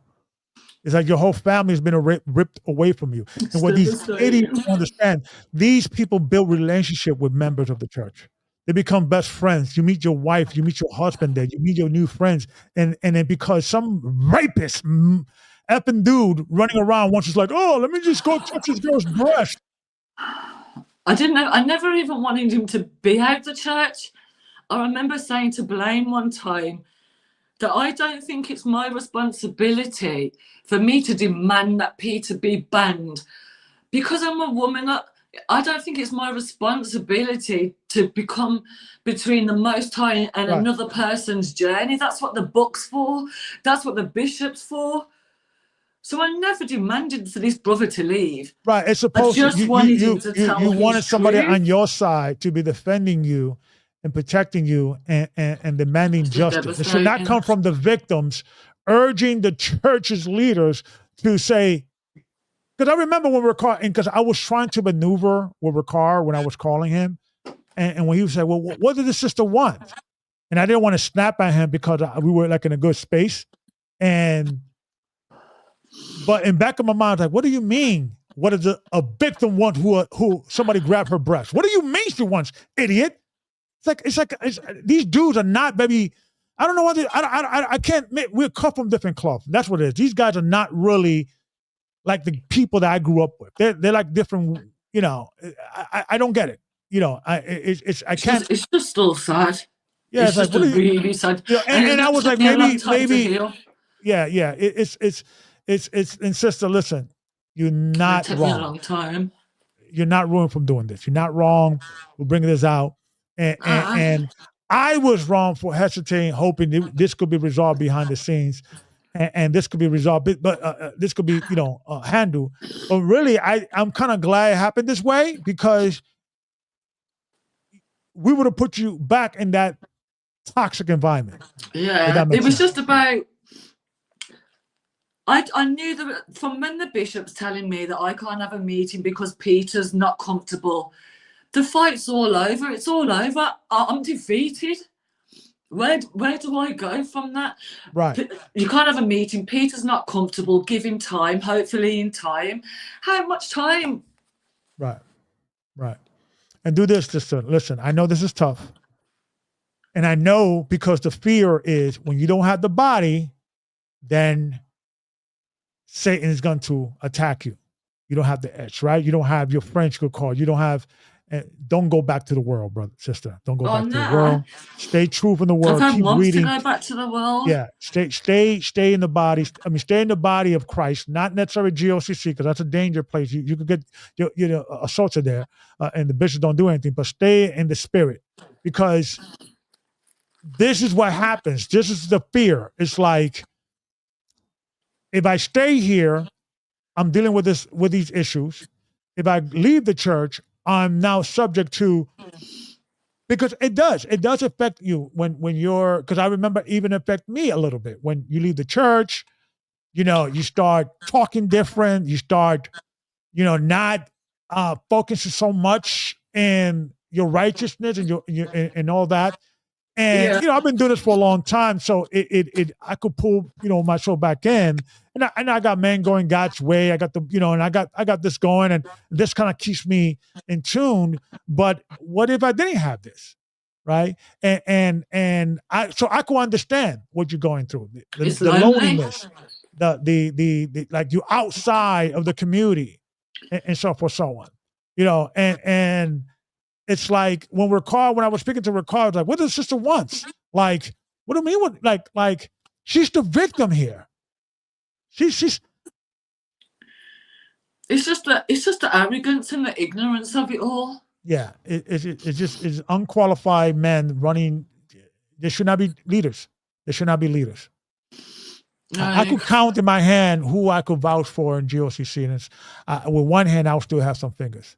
It's not, and it is that spirit of Elder Ricard are just burying things under the table, because for a long time, Ricard was overseas. I was over here in the States, and then I was kind of like navigating everybody and kind of creating, kind of keeping everybody in flow over here, and so forth, so on. And a lot of ideas were implemented could have worked if Ricard just follow up. I told them we got to train these leaders better. I told them, the scholarship has to be up there. We have to have special lessons for the elders and so forth, so on, because it's like the membership are getting tired hearing the same 20 lessons they keep hearing every week. Yeah. Yeah. It's just laziness. It's just misguiding. And if you're too busy, find somebody to do it. And I told Ricard, this will help you because if you put a committee outside of the situation, when that sister would have called you and said, you would have been like, oh, sister, let me send you the committee. Let me send you to the committee with men that don't know you personally, can assess the situation, don't have a relationship with Blaine. You get what I'm saying? That's the beauty of the committee. Somebody neutral to it. Nobody's, yeah. Exactly. You out of it. You don't have to worry about it. And whatever the committee agrees, they agree upon. The dude is a control freak because he doesn't want to let go of every single control. And and you delegating people to do what you want to do, that's not delegating control. Because all these guys, all they're doing is just kissing your butt. And you viewing that as righteousness. But I remember when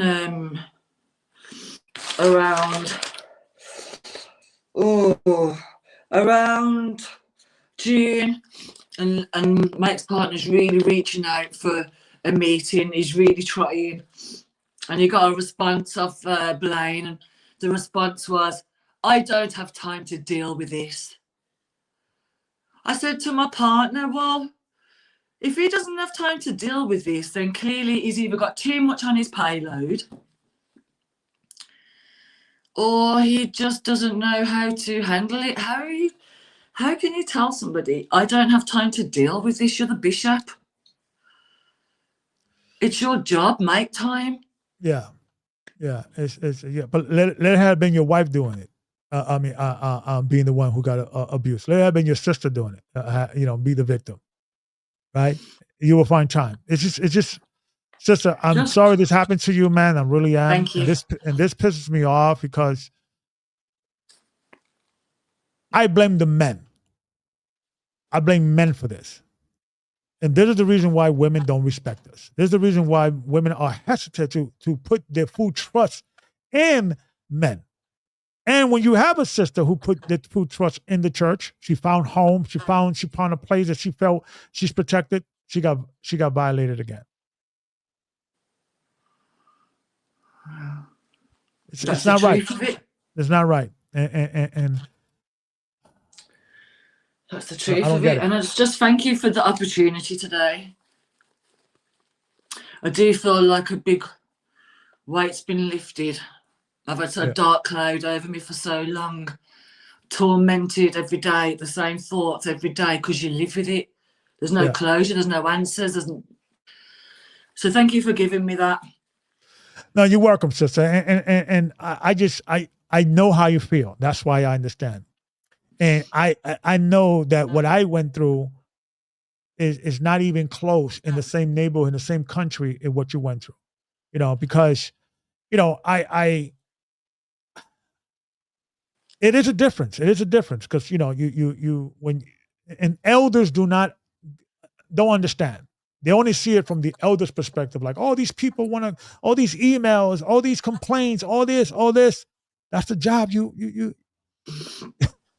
want it, right? So if you, and yes, and while you're trying to avoid all these situations, if you're not focused, people fall on the side. And I'm starting to believe that is no longer. Yes, the church is overwhelmed with email to know that, but I think that is being used as an excuse when they don't want to deal with situations like this, right? Because it's like if Ricard dealt with this correctly, it may be that he may have to remove Brother Blaine or retrain him or chastise him. And I think Ricard doesn't want to do that. Because if these guys are constantly kissing his butt, telling him how great elder he is, and every time he goes there, they open the red carpet, he doesn't want to break that relationship. Of course not. And that's why in the same situation with Amaf, he didn't want to concede like, Amaf did this? His father did this? So in his mind, because he was trying to tell me, that's why we got into a big argument. And he was trying to tell me they were not really married. What do you mean they were not really married? I was listening to a meeting that you was in. You didn't know I was in that meeting. But I was listening that it was admitted that they were married. And they went to a marriage council because they were having marital issues. What do you mean they were never married? And the thing that I got upset about it is that he was trying. Dude, I know you want me to come back, but you're gonna lie on a brother, on a sister, on a situation. Hey, you think I'm an idiot? Like, do you think you that smart? You could oh, Gabar, let me tell you half of it. Let me tell you what. Dude, you're not that smart. And recall, let me tell you something. It's just very sad behavior. Let me say something, just if you don't mind. When I was coming up, there was always a negative reputation on people come from Philly. And I'm not saying all of you guys, but there's a thing you say, yo, watch out for Philly cats. They're grimy. There was always something that was always being said when I was growing up. I didn't know any Philly cats. I didn't really understand but I used to hear that. You got a grimy, deceptive spirit about you, Ricard. They were not married. They were just having sex. Dude, don't you think you that good of an actor? I did watch that gentleman and his story. It's what made me reach out to you. Yeah, it's the same situation. It's what made me reach out to you. I don't want to listen. I don't want nobody to be calling me about Gabar. This is gonna hurt the church. I don't want to hear that. The church is hurting people. Exactly. The bishop's judgment is hurting people. It's not just hurting people. You're taking away everything that they know. You're taking away their family, their friends. You're walking around with this overwhelming sense of power, entitlement, and just banishing people and just making these judgments without even getting any advice or anything of any elders. Yeah. Bishop Lane says on the 5th of in that meeting that I'm going to have to go away and I'm going to have to get some advice off an elder. You spoke to nobody about this. You kept it secret. You kept it under the table, and you played some power moves. And I'm sorry, Bishop Lane, but you need to be held accountable. Yeah, it's incompetency. It is basically guys who just praise a man. That man promotes him. And these guys are unequipped, untrained, are not qualified to be in this situation. And all they have to do is just call Elder Ricard, call him Elder, and just, give them some sob story, and Ricard's going to, listen, I've been in arguments with Elder Ricard about dudes that, you know what, I don't want to get it, because it's I want to focus on this situation and what's going on with you. I don't want to go somewhere else. Well, I'm just grateful for the opportunity today, and anybody that's watches this and has issues in what I've said or wants to accuse me of lying about anything, please contact Elder Gabar, because I'm more than happy to do a part 2. Because I've actually been very respectable. And folks, I've seen and folks, I've seen the receipts. So I know you guys are looking from the outside in and all that. And I remember there was even a brother who was calling me from Atlanta. I remember when this whole thing with Troy, he was like, we need to see more evidence. We need to do this. We need to do that. I tell him, brother, this is what you need to do. I don't have to show you squat. Go call Elder Ricard. Ask him if this what happened. Yeah. Everybody's acting all tough and we need to see both sides of the story. Okay, call Ricard. Go to the Philly church. Well, speak to the sister. Hey, sister, were you baptized with this brother? When you guys came together as a couple? Everybody's acting all tough over the phone. It's like we need to see more evidence. But nobody's coming up to Ricard one mob and figure out what's going on. So, guys, please, and anybody wants to call me about anything, don't. I'm sure Bishop Lane's got everything noted down, especially something as serious as this. Right. But thank you for your time. Well, thank you, sister. I appreciate it for your bravery. Thank you. I thank you for you coming out. Listen. Stay strong. That's important. I feel lighter. Yeah. Don't let Satan come in and destroy you over this. No. These guys, if they listened, there's hope. If they don't, they keep getting offended and thinking this is all about, oh, somebody's attacking the church and blah, blah, blah. Okay. Yep. Sisters in the church, keep yourself safe. Yes. And you see something with this guy, Peter, say something. Yeah. Absolutely. Well, thank you, sister, for your testimony. I appreciate you. Stay strong. You. I don't know how to put it down. It's okay. I got you from this side. But I just want to thank you, sister. I feel so much better. Well, I'm glad you do. Yeah. It's you did nothing wrong. You did nothing wrong. Yes, thank you. You was just going to a church, and then somebody grabbed you, and you went to the elders and said to deal with it, and they did what they did, which the only wrong that was done, it was done by them. Okay. Okay. Thank you. So stay strong, sister. We'll keep in touch, and yeah. Keep me posted where anything goes on, and we'll definitely talk. All right then. I will be in touch soon. Thank you. Shalom. Shalom, sister. Bless you.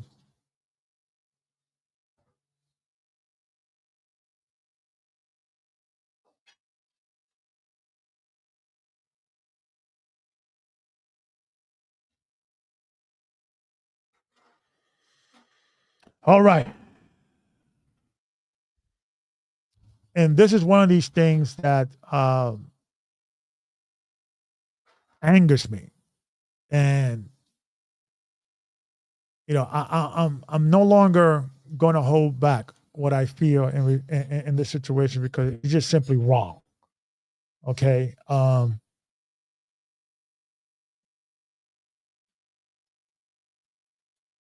I had no more message for Elder Ricard. I had no more message for Bishop Blaine. I think I met the brother once when they came back. They were in the States here. But the bottom line is this, folks.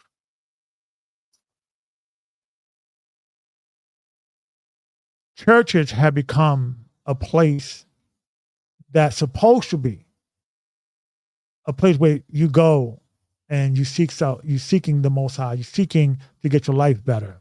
You're seeking to get over these demonic spirits over you, addiction and things of that nature. And it's supposed to be a place where you're supposed to get healed. If you're not getting healed, if you're not seeing righteous judgment, if you're seeing hypocrisy, if you're seeing favoritism and all kinds of issue, run. Because what keeps these institutions alive? What keep these churches going? You going to these churches. And I'm not against churches as a thing, but you don't need a church. You clearly don't need to be part of a bad church.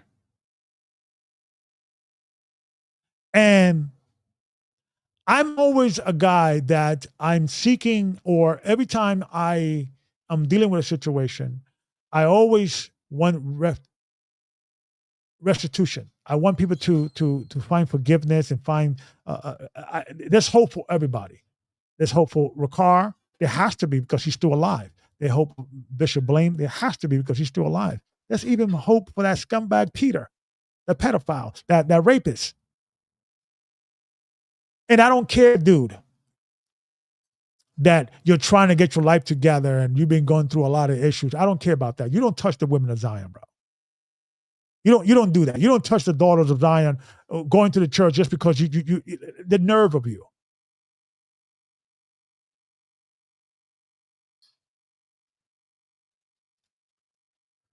And Bishop Blaine, shame on you for not protecting that sister. And you have to analyze, what is it about me that a member who comes to the church that I run feels comfortable with grabbing another woman's breast? You got to answer that.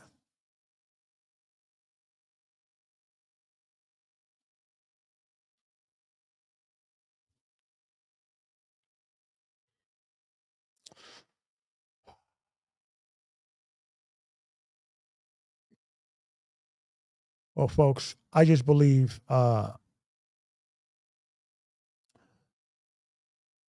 evil men prosper when good men do nothing. When you see something evil, say something. Do something. stand up for the weak. Stand up for those that are vulnerable. Shalom.